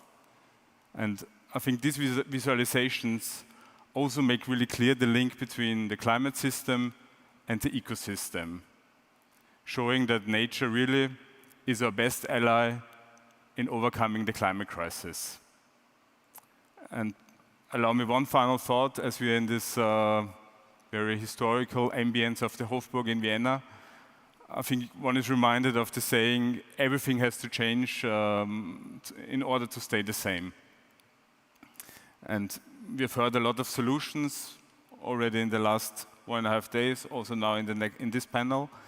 I think we know more or less what we have to do. So I think now it's really up to us to preserve these familiar scenes in these paintings and make sure that the landscapes of Van Gogh and Monet we can also experience for real and not just in the museum. That is climate realism. So thank you for your attention, and please enjoy our short clip, which we are going to show to you now. Thank you. We all know the numbers of global warming, but abstract numbers don't move people. That's why WWF wanted to reach them emotionally and make global warming visible in an unseen way. So we turned the numbers into a new art form. Introducing climate realism. We took 8 of the most famous landscape paintings admired for the style in which they display the beauty of nature. How would these iconic paintings look if global warming is not stopped? How would Van Gogh paint his wheat fields if extreme heat becomes the norm? How would Gauguin paint the South Sea if the sea level rises? We combined 3 of IPCC's climate scenarios with data from the regions where the landscapes had actually been painted. With a team of scientists, we fed them into custom-built AI pipelines. Trained with the styles of the artists, nearly 2,000 single frames were generated, showing what would happen to Monet's water lilies, how Tina Blau's coastline would change, and what would remain of Frederick Edwin Church's icebergs. Step by step, with each frame true to the unique style of each artist. By turning data into a new art form, people could see and feel the impact of global warming in an interactive digital experience, in a physical exhibition in Berlin, and on digital posters throughout Germany.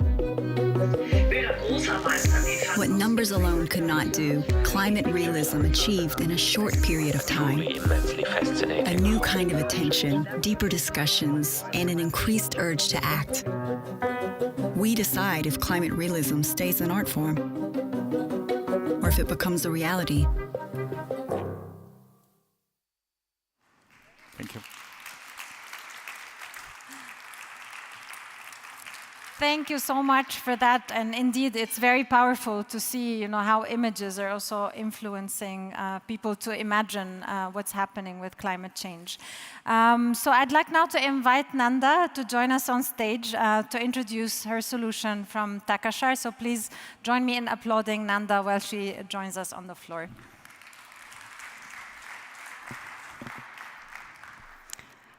Good afternoon, and thank you for having me in this incredibly beautiful location here in Vienna. I've already fallen in love with the city, and it's amazing to be here in a forum which brings together governments, governmental representatives, non-governmental representatives, business and academia and science, and also finance, because this is what we need when we talk about scaling global solutions.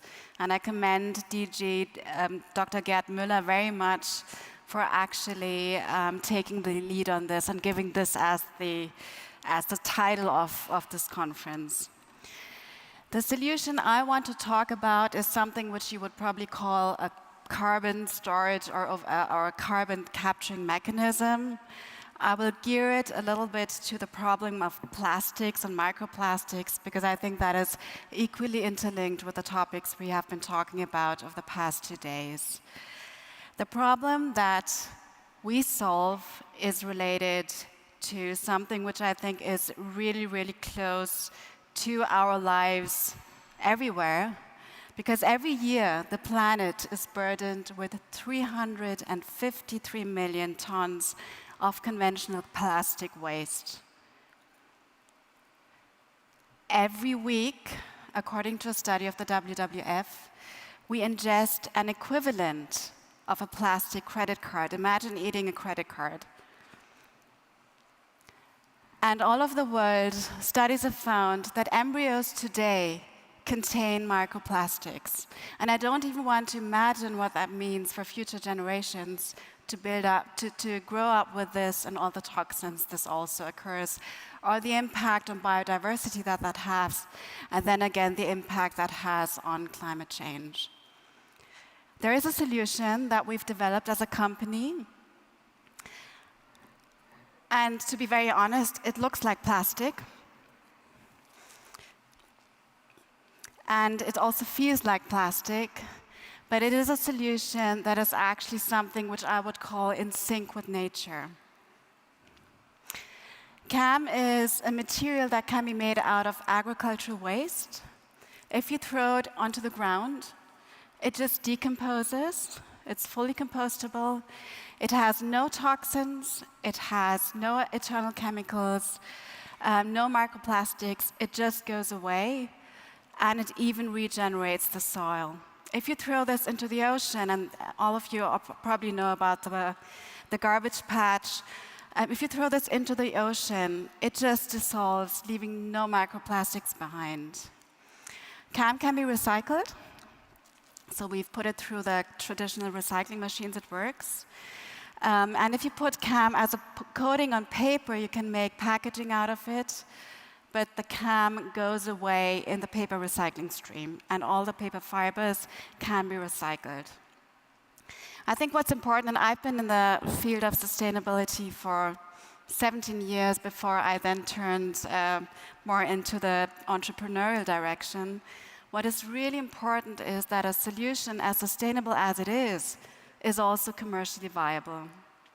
And that's why we have invested a lot into an ecosystem that allows us to produce CAM in a factory in Spain at scale, 6,000 tons, where we've also industrialized the material into products that can be sold on the market and that are already being sold. As I said, we can produce 6,000 tons of CAM, but if we look at the problem, that's just kind of, I don't know, a small bit of the iceberg we're actually talking about. If we were able to scale the material that we need to implement the applications related to CAM, we could already today, with the products that we have on the market, from air pillows to stretch foam to plastic bags, replace 15 million tons of plastic waste. If you were able to scale CAM to its full potential of what it can do in packaging and different plastic applications, we would be able to cut global plastic waste by half, so 150 million tons. We're an SME, one would say, so a small business, 4 years old. Of course, this is not something we can do alone. We would be fine to just scale our material at the 6,000 tons and have a good revenue and a good profit. But we do believe that this is a solution which should go global, and which is also one of the reasons why we're here today. And this is why we're actually extending an invitation. We're at the point where we've finished our R&D, we have an own setup, we have an own factory, but we would really like to offer this solution so it can go global.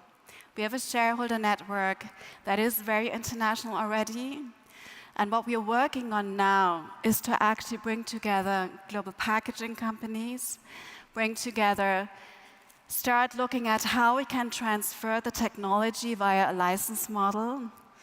It takes access to finance to invest in infrastructure so the model can be replicated.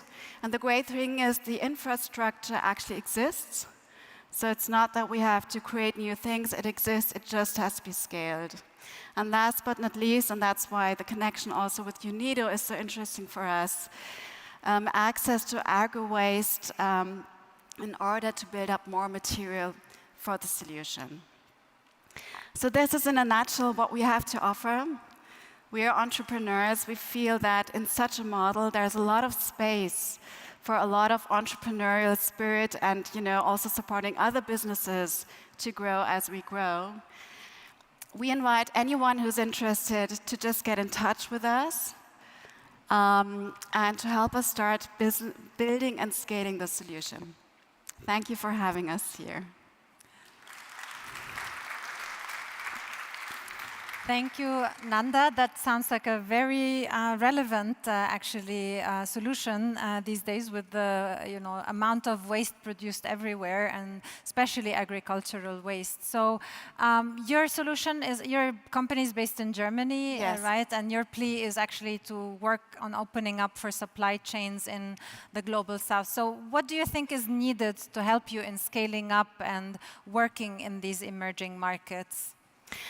So I think also just looking at, at the work which you are doing, I think it's really helping us get access to the packaging companies in different markets, help us to get access with people who have access to raw agricultural waste, so we can actually see how can we build those businesses or connect into existing businesses to build up the raw material.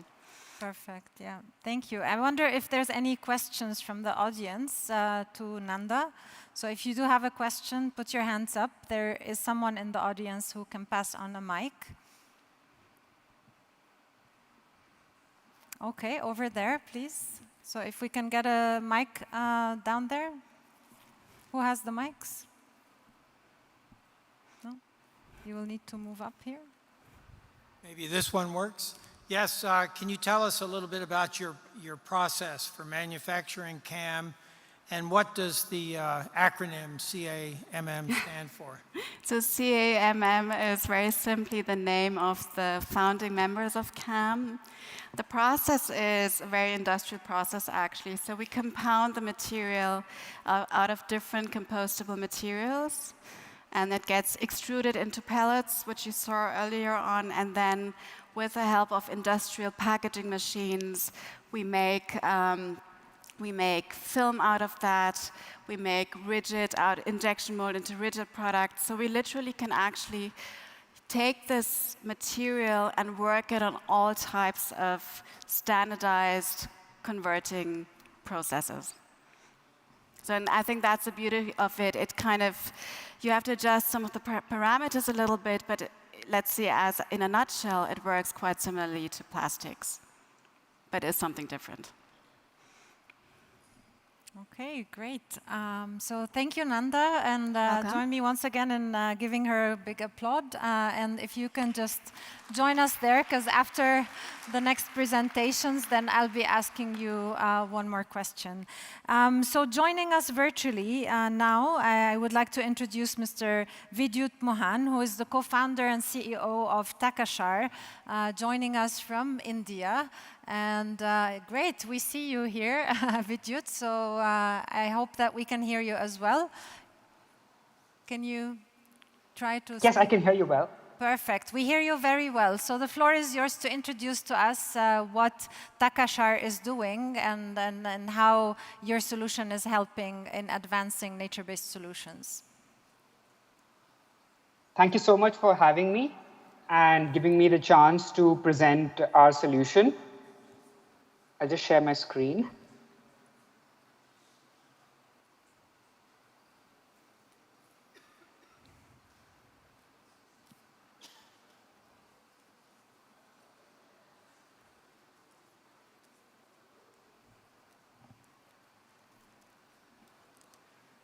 Okay, so my name is Vidyut. I'm the co-founder and CEO of Takashar.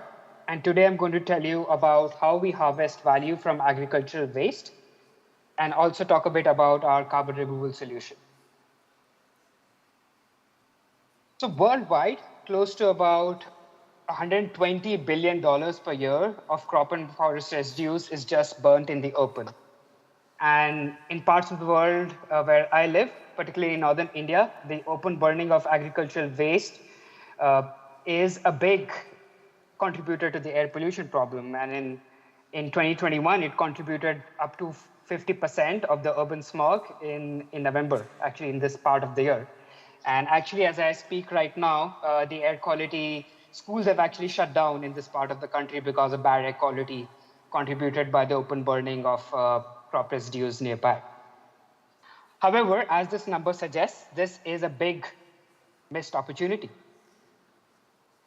But we've also known for a very long time that crop and forest residues like rice straw, rice husk, sugarcane trash, coconut shells, corn cobs, etc., can be used to make a wide variety of products and energy.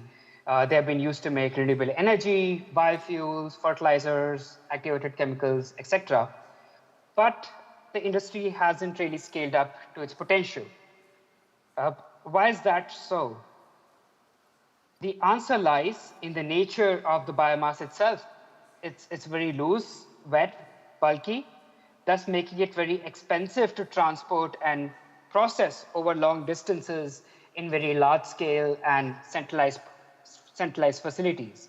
So what's needed to be done is, instead of taking the biomass to the machine actually needs to go to the biomass. So at Takachar, we have designed these small-scale, low-cost portable equipment that can just latch behind tractors, trailers, shipping containers, and just can be taken to farms and forests to process loose, bulky, and wet crop residues into an upgraded, dense, carbon-rich feedstock called biochar, thereby enabling new markets and reducing logistics and processing costs by up to 75%. So this is a photo of our equipment that's operating on the field. And this was being pulled by a tractor. And as it was moving on the field, it was producing biochar from agricultural waste nearby and sequestering that biochar on farms then and there itself in a single step. This is another photo of the machine while operating in the field at one of our R&D locations on site. In terms of air pollution, our technology reduces particulate matter, volatile matter, and carbon monoxide emissions by greater than 95% as compared to the open burning of crop residues, as you can see in these illustrated comparative images. Now coming to the application of the biochar and how we are sequestering carbon. So farmers in Asia and Africa tend to pay 2 to 3 times the price of world fertilizers due to the logistics costs of importing those fertilizers, or the local governments have to heavily subsidize those fertilizers for those farmers, like in India. And fertilizer production today is highly incompatible with rural farming. It's very large scale, centralized, logistically complex, and one size fits all. And this leads to a few rural challenges: that the fertilizers are expensive, they are not customizable as per the local crop context and the soil context, and often they lead to overuse of these chemical fertilizers as well. And just as an illustrative example, in some parts of the world that we operate, such as East Africa, the Russia-Ukraine war, as well as COVID-19, actually led to doubling the price of fertilizers for farmers, which with a very thin margin proved very costly for them. So we use technology to decentralize and downsize the fertilizer production process, thereby making it feasible to implement local biochar-based carbon-negative fertilizer production in rural villages. And what does biochar do? Biochar is a great soil amendment tool. It not only helps in sequester carbon in the soil on a 1,000-year timescale, but it also increases the effectiveness of any nutrients that are mixed to it, thereby leading to increasing crop yields for those farmers, and helps us produce customized fertilizers as per the local soil conditions. We have seen till now that at the same price that farmers pay for their fertilizer inputs per season per hectare, we are able to increase their yields on average by 27% and increase their net income by up to 50% in places like Kenya and in India. So till now, our pilot has resulted in working with close to 15,000 farmers. We have created about $1 million of added rural livelihood, processed about 15,000 tons of crop and forest residue, and sequestered about 20,000 tons of CO2 emissions cumulatively. And over the long term, by sequestering this carbon-rich fertilizer blend in the soil, we have the potential to remove about 2.5 gigatons per year of CO2 emissions from the atmosphere. And by reducing open air burning of biomass and the chemical manufacturing of fertilizers and the transportation, we are able to avoid about 5.5 gigatons per year of these CO2e emissions. And what we hope to do is connect carbon removal buyers in the voluntary market and the compliance market to the farmers who sequester these fertilizers on the soil and truly achieve climate justice, because these are the farmers that are actually impacted by the effects of climate change and environmental degradation by air pollution. And we believe our solution actually brings the value creation process truly closer to them and helps them truly achieve climate and environmental justice. Our work till now has received recognition from Breakthrough Energy, where me and my co-founders are fellows. We're also winners of the Earthshot Prize, winners of the X Prize Milestone Award, and also work with the World Food Programme in a few countries. So thank you so much for listening in, and I'd love to speak with you and chat with you on how we can get together and on moving our mission forward and scaling further. Thank you. Wonderful. Thank you, Vidyut, so much. I love how you really brought it down to impacts to farmers. 15,000 farmers that are affected by your product. So how can we make that 100,000 farmers? What do you need? Support here. There's a global community, donors, development partners, even investors. So how can you make those 100,000 farmers in the next 2 years? Right. So the biggest challenge we face is that currently governments are subsidizing chemical fertilizers, which are fossil-based. So we are essentially competing against, we are not in a level playing field. So firstly, we would definitely like to work together with government and private stakeholders to get a level playing field. And secondly, anyone interested on a carbon removal solution that is measurable, verifiable, and also scalable, we would love to speak with them and would love to see how we can help them meet their net zero goals, because that finance will actually help in reaching out to more and more farmers on the ground, either through offsetting or through insetting of emissions. Perfect, thank you. I wonder if there are any questions as well from the audience. And if I may invite you to step out over here and ask your question.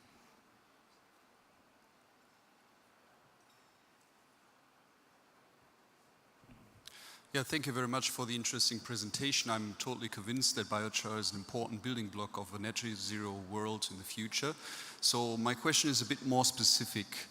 There have been processes going on the certification of biochar so that there are no harmful toxins, whatever, that you would then large scale put out on agricultural land. For example, there's the European biochar certificate, which is mandatory for application in Switzerland, for example.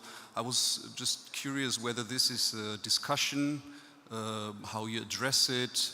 Are there ideas to, for example, set up such standards in India or anywhere else where you're working? Thank you very much. Thank you. Thank you so much for the question. Yeah, thank you so much for the question. I absolutely agree. Following those standards is really, really important. At the moment, we are following those standards like the European Biochar Certificate, which are applicable worldwide. So there are standards like, there are a few standards including EBC, Puro Earth, Vera. All of those standards are applicable worldwide, and we are following those right now. And as more and more solutions come forward, these standards will also become more specific, and there'll be more standards in the future as well. The key challenge here is in the testing and verification of biochar. There are not too many labs in every country that are able to measure the specific parameters of the biochar that are required for the standards. So for example, sometimes you have to send samples all the way to Germany, which is expensive and not really scalable. So we'd love to see more local testing available in all of these countries in order to make the true quantification of this quality of biochar scalable. Wonderful. I mean, we had an earlier discussion this week because this actually event is part of a whole week of events which included also clean tech days. And there was a discussion around really the role of standards and certification. I mean, it can be a promoter and supporter for entrepreneurs, but unless there's an ecosystem that supports you to comply with that, it can actually also be a breaker. And this is particularly where the role of an organization like UNIDO can come in to support both government in setting this up, but also entrepreneurs in complying. So interesting applications, both agro-residues, but for very different purposes, from fertilizers to packaging material. That's the diversity of the solutions that we are showcasing here. I would like to now move on and invite Mr. Kaisuke Tanaka, the director of MM2100 from Indonesia, and he will present us a very, very different application in an industrial park. So join me in applauding him, and thank you for joining us.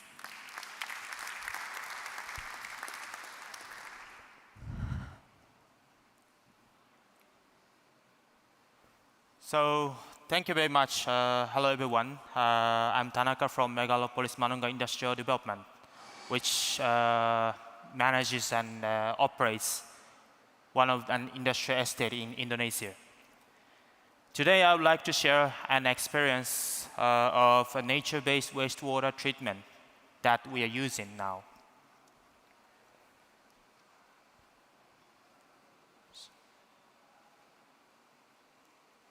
Okay. Yeah. Look at the world map. The red pin shows Jakarta, the capital of Indonesia. Our industrial estate is located in the suburb of Jakarta. It's around 30 kilometers away. This is the map of our industrial estate. We call it MM2100 Industrial Town. It is 1,500 hectares. It has 350 companies. There are 150,000 people are working in this industrial area. As an industrial estate owner, we provide the basic infrastructures to the tenants, including clean water supply and wastewater treatment. This was our traditional wastewater treatment plant. These are large 5 to 6 meter deep open concrete reactors. In those, the treatment is taking place. These reactors are filled with microorganisms, which eat the dissolved organic matters in the wastewater. Has anybody in here visited a wastewater treatment plant like the traditional one? Yeah, just a few, not a lot of people. Yeah, there are good reasons that you didn't go. It's very smelly, and it's very disgusting, honestly speaking. Yeah. So the problems that we faced back then were disgusting odor, unsightly look, not beautiful, ugly. And at the same time, we need to double the capacity because of the growth of our industrial estate. The solution was a new generation of the wastewater treatment plant, the water resource garden. We found a company, which is a Hungarian company, Organica Water, who has developed this concept and has been implementing it around the world. So what you see on this picture is what we ended up building, a water resource garden. The new plant had double the capacity and occupied only half the new plant had double the capacity and occupied only half the land.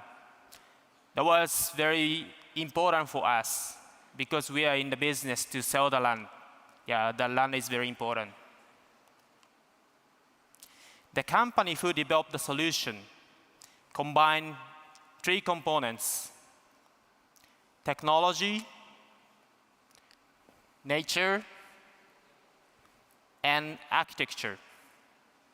They fused the 3 and came up with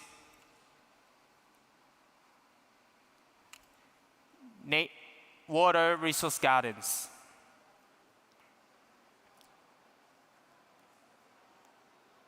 At the heart of the solution, there are also 5 to 6 meter deep reactors. The reactors are covered, and green plants are positioned on the top. So the plant's roots can reach into the wastewater. In addition to that, the reactors also have artificial root systems. People usually think that plants treat the water, but actually, that's not the case. The role of the plants is to provide a habitat for a very diverse community of organisms. Those organisms then consume the waste in the wastewater. Because what is waste for us is a food for them. There are usually 6 reactors next to each other in these systems. As water flows from left to right, the conditions are changing in each reactor. As a result, different ecosystems develop in each tank. Because of the high diversity in the reactors, this series of complex ecosystems can be put together, and the result is more effective and economical function. The technology has many applications and the same characteristics across the board.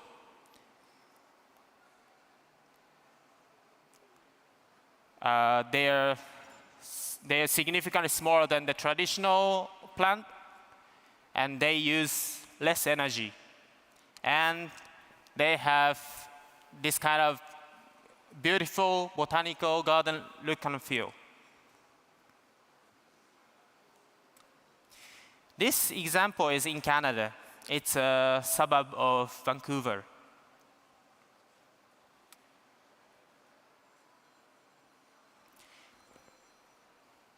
You can see the marina on top of the picture and the houses around the greenhouse. It's in the middle of the town. And this is what you can see from the street. It is not even called a wastewater treatment plant. It is called instead a water resource center. This example is in India. This is in the Philippines. This is another example in Indonesia. This example is in China.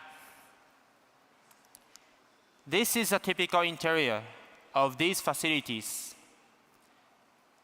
Remember, what you see is the top of the reactors. Underneath, there are 5 to 6 meter deep reactors with a plenty of life, consuming the waste.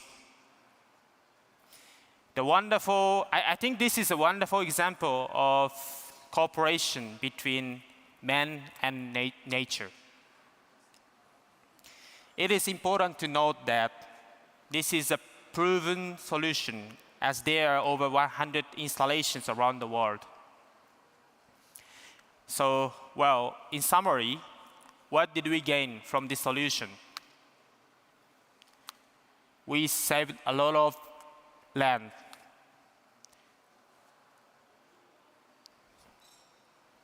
We achieved to lower energy consumption. And odor-free beautiful botanical garden-like appearance. This is what we gain from this solution. Thank you. Thank you for listening. Thank you for presenting that a very interesting solution of turning waste and wastewater into a nature conservation project. I mean, as a company, as an industrial park, what was your incentive actually to start that journey? That would be my first question. Actually, that was back in 2015 or 2014. At that time, wastewater treatment plant was that ugly, as I already showed, and we need to double the capacity. So we are looking for the kind of advanced solutions, which is very good looking and also can expand the capacity. And then we found it, and there is no choice. Of course, we decided to purchase it. Yes. Perfect. So turning an industrial problem into a nature-based solution. Wonderful. Any questions for Mr. Tezuka? Any questions from the audience? Thank you very much for this innovative work. I would like to know a series of reactors. I'm Dr. N.P. Singh from India. Series of reactors. What is the retention time of the effluent, which goes from one bioreactor to other? Retention time. Oh, that's a very difficult question for me, actually. I'm from an industrial estate owner, so I'm not a technical person. I'm sorry about that. Please ask the organic. I'm sorry about that. Yes.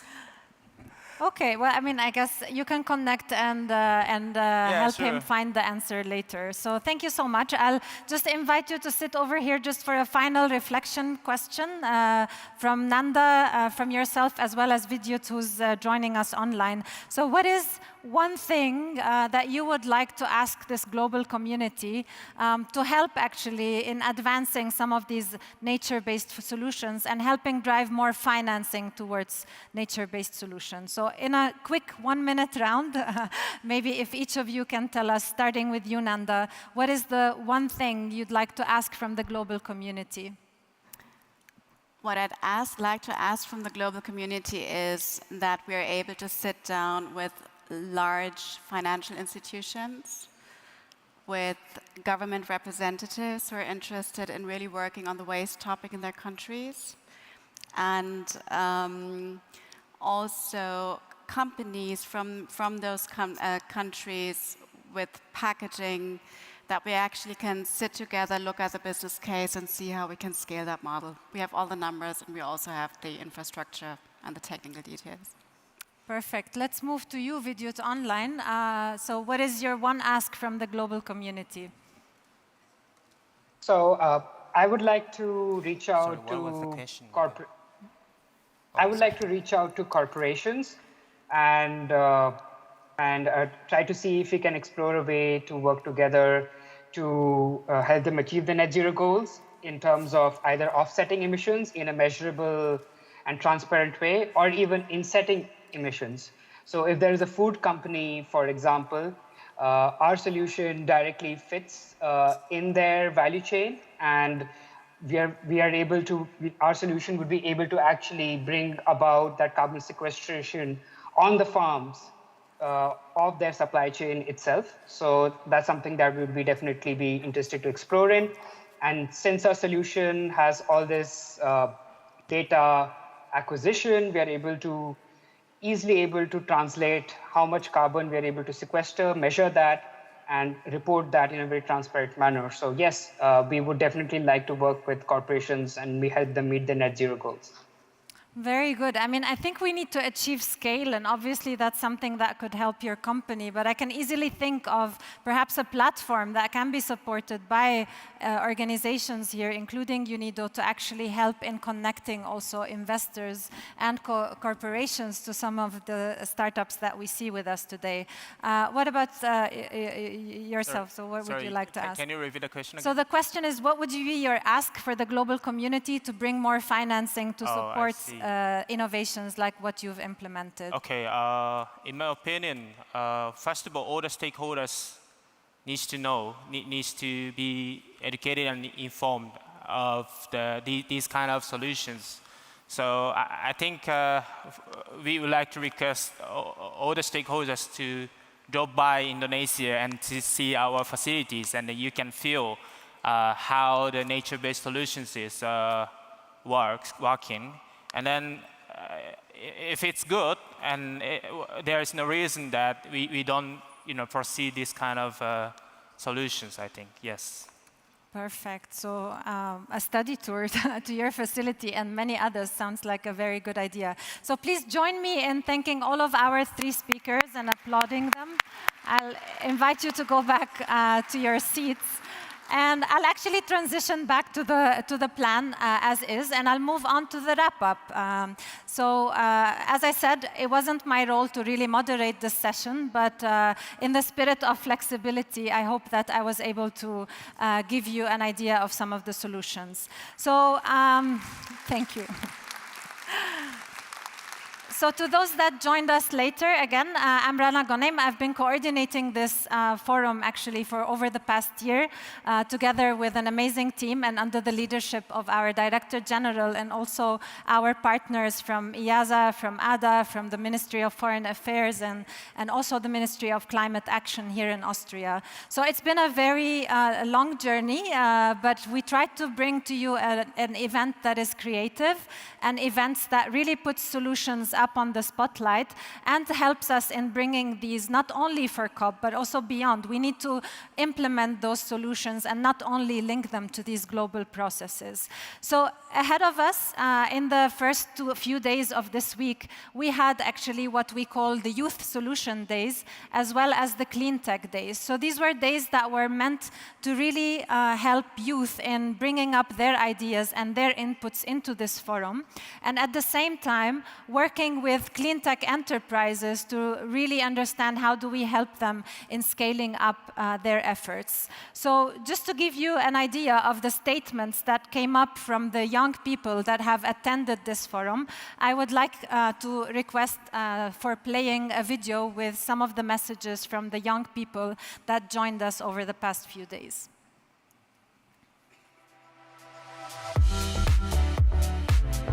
Accelerating SDGs 9 and 7 means meaningfully integrating young people into existing and new business models and value chains.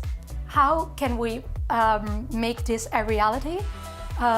Strengthening procurement methods, making finance more accessible for young people, and providing entry points for decent employment and youth entrepreneurship. Call to all decision makers. To promote sustainable agriculture, it is important that top institutional financial companies provide concessional financing for rural and local farmers, such that they are able to have access to these funds and be able to provide more food ahead of 2030 and even beyond. We should aim to include more young women and girls in the energy transition, and by doing that, we should showcase women that are currently working in the energy field, both also in the climate action processes. So we should also talk about women who are trying to be included as in training sessions or STEAM programs. We call on decision makers to implement structured education programs that will enable young professionals to be part of the green workforce in heavy industry. Hi, my name is Paola. I'm an indigenous girl from the Quechua community in Bolivia. I think that nature-based solutions are critical for climate change. Why? Because we need solutions to be more human, more nature, and of course have ancestral knowledge. In the community of Quechuas, we have the belief that everything is about well-being, about a relationship with the nature, with the Pachamama. And we need that, and for that, youth are critical. We need young people having training, taking place in the decision-making, and also having investment, so then could be entrepreneurs and change makers for the world.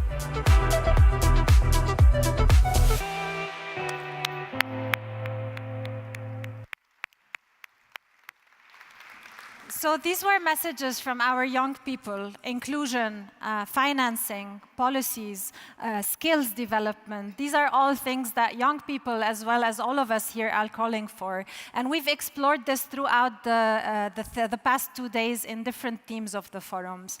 So some of the key things that came out to me when talking to different people is that at this forum, what we were able to provide is actually a platform for intersectoral dialogue. So it's not only about an energy transition, it's not only about an industrial transformation, it's not only about an agricultural transformation. It's really how do all of these interconnect, and how do they interconnect and deliver in a climate equitable way. So one of the main messages that came out from the sessions as well is how do we help in stimulating better financing flows in order to transform these sectors.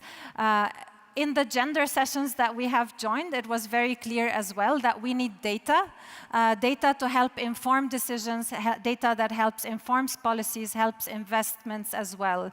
Networking opportunities, as well as opportunities for vocational training and skills development. So we've tried on our side to actually bring you an inclusive event that really brings a diversity of topics. I hope that you have enjoyed the past week with us. And with that, I would like to say that we will be, in 5 minutes, transitioning into our closing ceremony.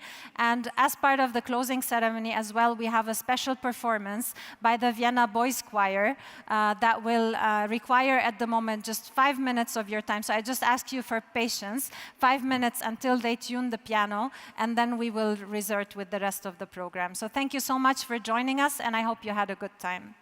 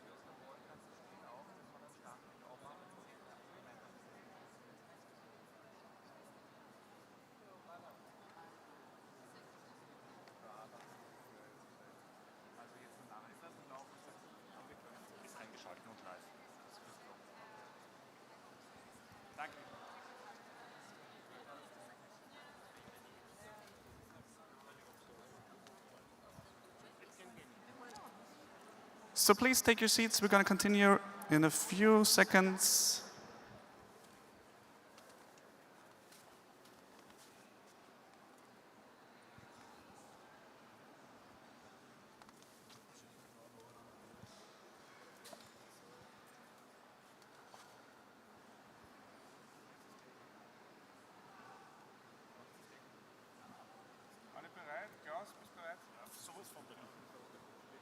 Letzte Runde. Los geht's, dann sage ich an, Achtung. Please welcome your host, Rita Isiba.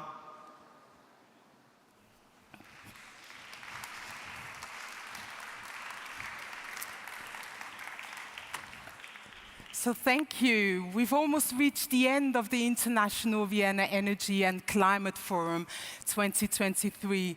We just had a wonderful, comprehensive wrap-up by Rana, who actually is part of coordinating this amazing event, which actually started at the beginning of this week. We had governmental officials, we had leaders of the private sector, and we also had a number, actually over 45 experts that flew in from all parts of the world in order to share their ideas, help us spark some ideas to work towards a solution that our world, and actually quite frankly, we face. Now, for this closing ceremony, we have invited 4 very high-level speakers to share their vision once more, and then we're going to end with a wonderful performance by a World Heritage collective group of individuals, the Vienna Choir Boys, and the musical director. But more to that in a moment. First, I'd like to welcome the Director General of the I wanted to say United Nations of States, but UNIDO, Director General Müller. Please put your hands together for DG Gerd Müller. Hello. So that's yours. Yeah, Excellencies, ladies and gentlemen, thank you all. That was a great conference the last 2 days. And as you mentioned, first of all, I would like Rana and her whole team from UNIDO and from our partners to organizing this. Thank all of you. Thank you so much.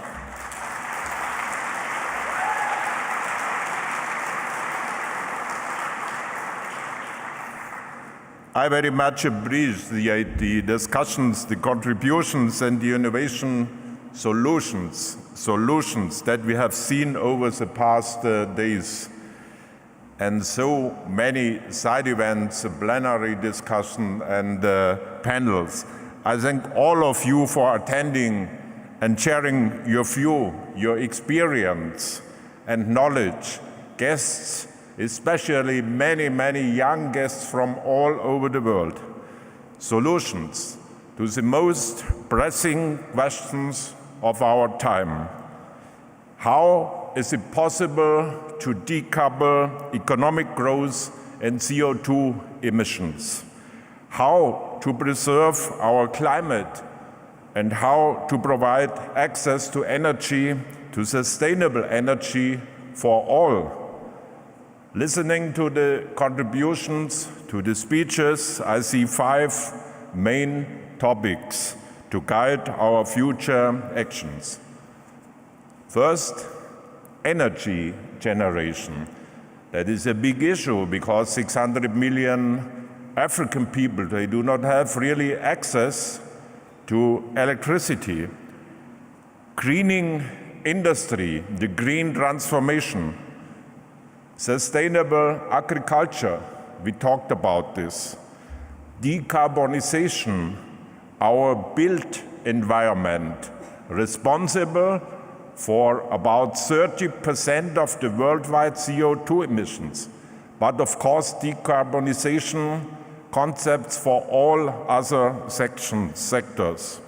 And don't forget about nature-based solutions.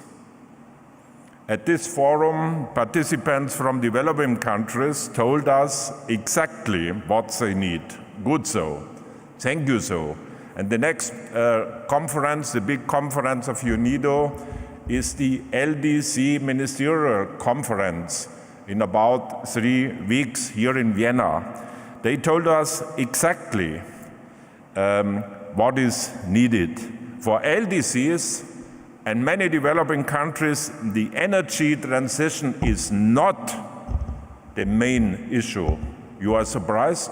It's not the main issue, because for many countries there is nothing to transition from. These countries still need to build modern, sustainable energy systems from zero. They need investments, they need solutions, they need technology, and they need a real partnership, not charity, partnership. Ladies and gentlemen, I am incredibly grateful to our partners in organizing this forum. Thank you again so much, the Austrian Development Agency, the Austrian Ministry, and YASA. Thank you for the great cooperation. This forum is not an isolated event, and we are not here only for talks.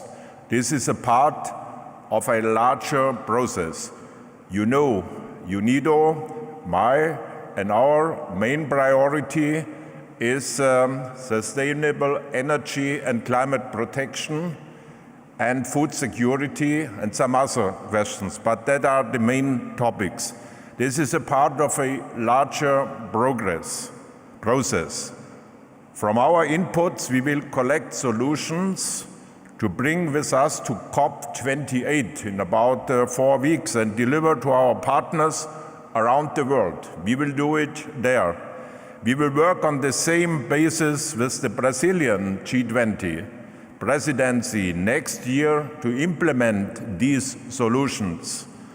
Once again, I am very, very grateful to you all for your participation. You are all important to realizing these solutions. Together, we can change the world in a better way. Thank you so much.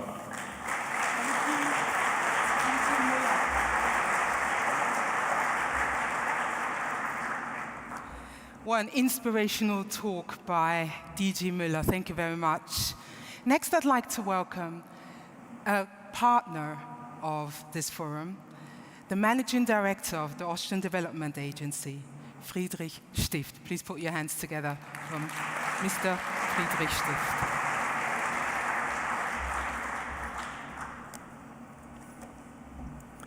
Director General Müller, Excellencies, ladies and gentlemen.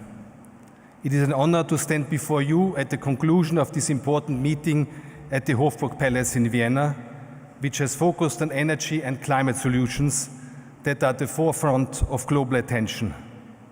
First of all, let me thank UNIDO and all its partners for their efforts in organizing and facilitating this event. I am happy that the Austrian Development Agency could contribute to shaping this event for numerous years now. Secondly, I would like to express my deep appreciation to all of you for your commitment to the overall theme of this forum, Progress by Innovation. Your presence at the Hofburg allowed us to bring together great expertise.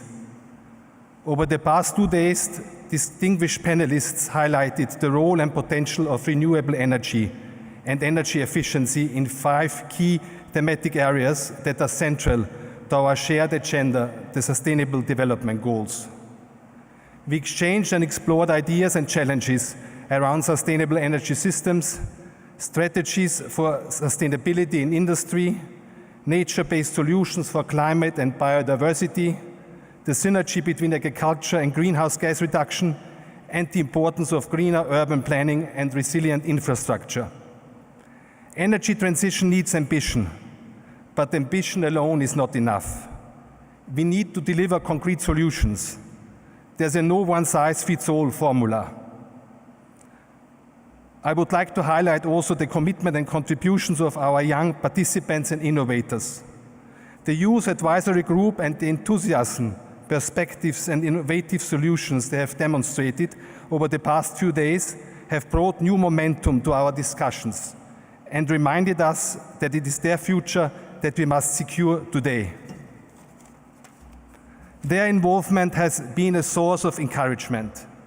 We have to make sure that their voices are heard. Furthermore, we take great pride in the fact that Vienna has become a major international energy hub, hosting many international agencies. Besides UNIDO, I would like to mention the IAEA, the International Institute of Applied Systems Analysis, IASA, and Sustainable Energy for All. Together, they drive the energy transition and enrich the discussion of this Energy and Climate Forum with their views and contributions. As we conclude this conference, it is important to emphasize that our ability to address the challenges depends on the establishment of a robust regulatory framework. This framework must not only ensure the viability of the energy transition, but also lay the foundation for sustainable progress. It is through this regulatory structure that we can confidently pursue a future where carbon neutrality is an achievable reality.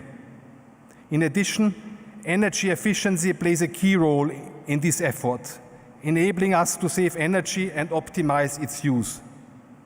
By adopting more efficient technologies and practices, we can reduce our carbon footprint in line with our environmental goals.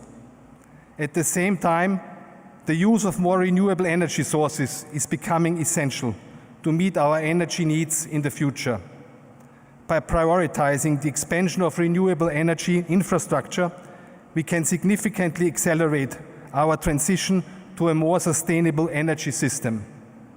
Looking beyond the immediate horizon, this approach will be central to a sustainable climate policy to ensure the resilience, equity, and prosperity of our world in the post-2050 climate landscape. On behalf of the Austrian Development Agency, I thank all of you for your dedication and hard work. Your contributions are invaluable, and your commitment to climate action is truly inspiring. Let us keep up this spirit. I'm looking ahead to the next International Vienna Energy and Climate Forum in probably 2025. Thank you for your attention. Thank you, Friedrich Stift. Great talk from the Austrian Development Agency. Next, I would like to welcome Lee Jun-Hua, who's going to join us per video. He's the Under-Secretary General for Social and Economic Affairs from the UN's Department of Social Economic Affairs. Let's see. Message from Lee Jun-Hua. Let's have a look. Excellencies, distinguished participants, it is an honor to address all of you at the International Vienna Energy and Climate Forum. As we reach the midway point of the 2030 Agenda for Sustainable Development, we confront the stark reality of the falling significantly short of our commitments. The Intergovernmental Panel on Climate Change has once again sounded the alarm, underscoring that without immediate action, we sailed a perilous course towards climate catastrophe. The recent SDG Summit and the Climate Ambition Summit gave us a clear mandate. We must take urgent, resolute action to correct our current course. Energy stands as a linchpin in the realization of the 2030 Agenda and the goals set out in the Paris Agreement. But we are currently off track in the pursuit of the SDG 7. We must all do more. First, we must redouble our efforts to ensure the universal access to electricity and the clean cooking solutions for all by 2030. Energy access is the foundation upon which many other facets of the sustainable development rest. Second, we must swiftly decarbonize our energy systems to achieve the net zero emissions. The UN Secretary General has called for a tripling of the investment in renewable energy and energy efficiency, phasing out of the coal and the fossil fuel subsidies, and the establishment of the carbon pricing. These energy transitions must be just, inclusive, and equitable, ensuring that no one is left behind. Third, we must accelerate the momentum generated by the high-impact initiative on energy compacts, which has already seen over $1 trillion in voluntary commitments, an inspiring step towards the realization of the SDG 7. I call on all stakeholders to join this global cause by creating your own energy compacts. Fourth, we must strengthen intergovernmental dialogues on energy. The global stocktaking on SDG 7, mandated by the UN General Assembly next year, offers an excellent opportunity to enhance cooperation and partnerships. Finally, we must pursue the synergy between tackling climate change and accelerating SDGs. Excellencies, distinguished participants, the discussions held at the forum can build a foundation for strengthened commitments and actions. UNFCCC COP28 and the forthcoming Summit of the Future in 2024 are significant opportunities for decisive actions.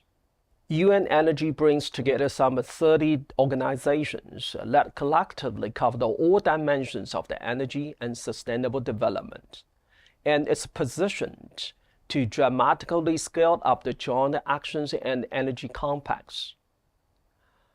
As the UN Energy Secretariat, we, DESA, is fully committed to strengthening coordination and cooperation in support of the SDG 7 and the net zero emissions. Together, we can shape the future we want for the generations that follow. Thank you. Lee Junhua. Now, without further ado, I'd like to welcome our final speaker of this year's forum. He is the Interim Deputy Director of Science of IASA. Please put your hands together for Wolfgang Lutz.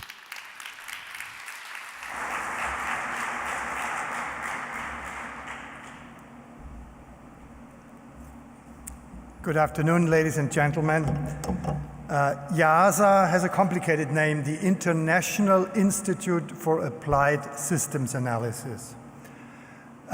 We bring in sort of the scientific side in this very successful partnership, organizing these series of conferences. IASA was established 50 years ago. This was the height of the Cold War for some of the scientists from the East and the West working together on truly global issues, on global level challenges. And in the meantime, it has become a truly global research institute. We are situated in Luxembourg Castle, a little south of Vienna, and actually this used to be the sort of the city residence of the Habsburg family and the emperor, and Luxembourg Castle was the summer residence, so the two places are closely linked.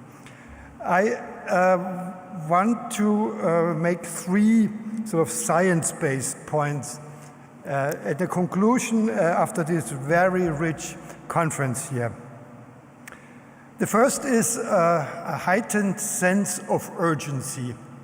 Some of you may have heard in the media that just last week a new study was published, including also some IASA scientists as authors, that found that the amount of carbon emissions from human activities to limit global warming to the agreed 1.5 degrees may be exhausted already within the next 6 years based on current emissions. This is much shorter than was recently still assumed, so we even have less time to act. The second point is not only focus on the supply of energy, but also on the demand for energy. There have been many discussions focused on technological innovations for transforming the energy supply and the industrial sector. However, tackling energy demand is just as important. The IPCC also has pointed at the fact that between 40 and 70% of global emissions could be reduced by 2050 just by focusing about the energy demand for nutrition, shelter, and mobility. Yes, there are parts of the world where energy demand will still have to rise to improve the living conditions. But in other parts of the world, here in the global north, there is vast scope to reduce energy use and emissions by switching to walking and cycling, using electrified transport, and changing our diets to more plant-based diets. So research at IIASA has been contributing to providing the evidence-based knowledge on how these solutions can come about. And finally, my third point is that as important and key significance of energy questions and technology are, they still have to be viewed as part of the bigger picture in the context of social, economic, and institutional changes of our world. Thank you. IIASA just recently published this, what we call a flagship report. It's entitled Systems Analysis for Sustainable Well-Being. 50 years of IIASA research, 40 years after the Brundtland Commission, contributing to the post-2030 global agenda. This was launched in a side event to the UN General Assembly in September, which was also the midterm review of the SDGs. And in this report, we really try to show that energy questions were with IIASA for the last 50 years. IIASA was really spearheading some of the research, including the establishment of the IPCC, and many of these things started at IIASA in the 70s. And in the concluding chapter, we really try to provide a more comprehensive picture, embedding energy and technology in this broader context. And two of the policy priorities that come out of this analysis is that one issue that is hardly mentioned in the context of energy, namely empowerment of women through universal female education, with its multiple benefits, including some benefits in the energy-related issues, really should be a top priority in moving towards sustainable well-being.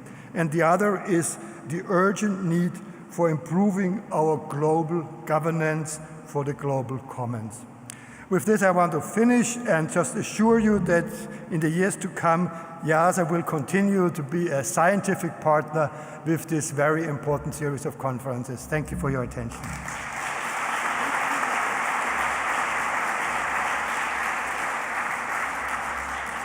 Thank you very much, Wolfgang Lutz.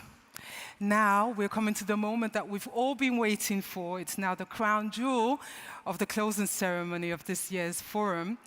Now, I have a small ask. Before I announce our choir, I would like you all to put your phones away. Do not take any pictures. Do not take any videos, because otherwise our artists who will join us shortly on stage will be distracted. You'll be able to see this performance again online on YouTube. Now, without further delay, I would like to welcome the musical director Oliver Stech along with the Vienna Boys Choir, die Wiener Sängerknaben.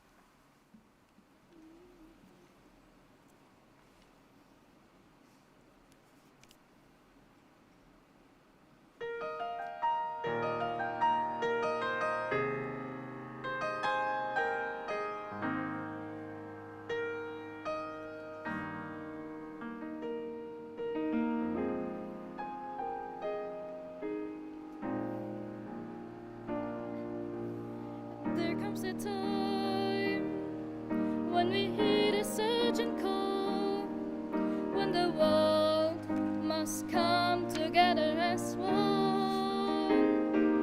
There are people dying, and it's time to lend a hand to life, the greatest gift of all. We can go on pretending day by day that somewhere we soon make a change. We are all a part of God's great big family, and the truth will always all we need. We are the world, we are the children, we are the ones to make a better day. So let's start giving. There's a choice we're making.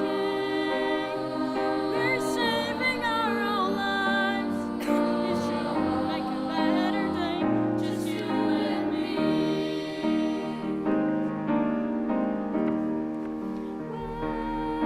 Well, send them your heart, so they know that someone cares, and our lives will be stronger and free, as God has shown us by turning stone to bread. So we all must stand in helping hand. We are the world, we are the children, we are the ones to make a better day. So let's start giving. There's a choice we're making.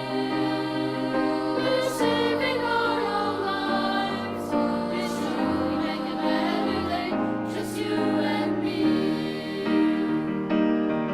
When you're down and out, there seems no hope at all. But if you just believe, there's no way we can fall. Well, let us realize that the change will only come when we stand together as one. As one, we are the world, we are the world, we are the children, we are the children, we are the ones to make a better day. So let's start giving, so let's start giving. There's a choice we're making. We're saving our lives. It should make a better day, just you and me. We are the world, we are the world, we are the children, we are the children, we are the ones to make a better day. So let's start giving, let's start giving. There's a choice we're making. We're saving our lives. It should make a better day, just you and me. It should make a better day, just you and me.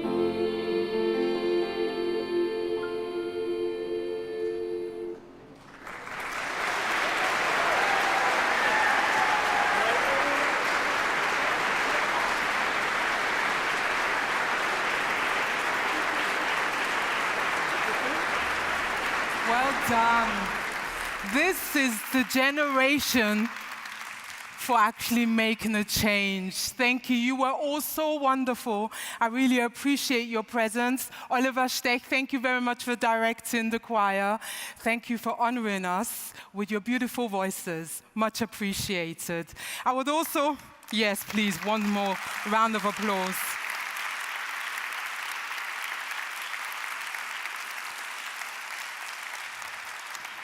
This song has such a strong message as well.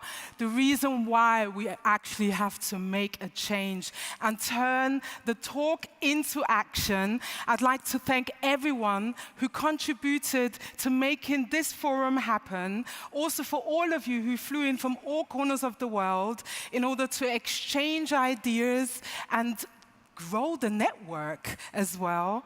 And thank you very much to our host and cooperation partners, UNIDO. Thank you very much.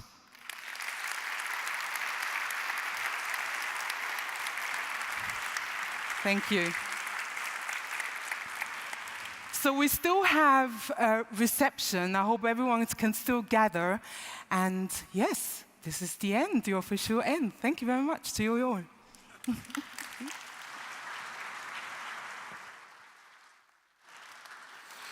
Thank you for having us, and this was not the only song we have for you today. Another song about the beautiful country of Italy is one of the most famous waltzes composed by Johann Strauss, Wo die Zitronen blühen, where the lemons blossom. Sehr gerne.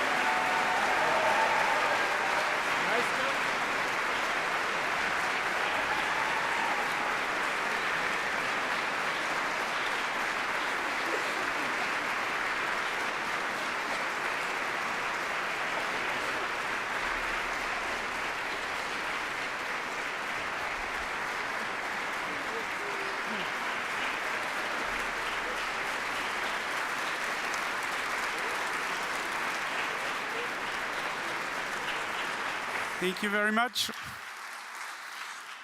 I guess one more song would be possible.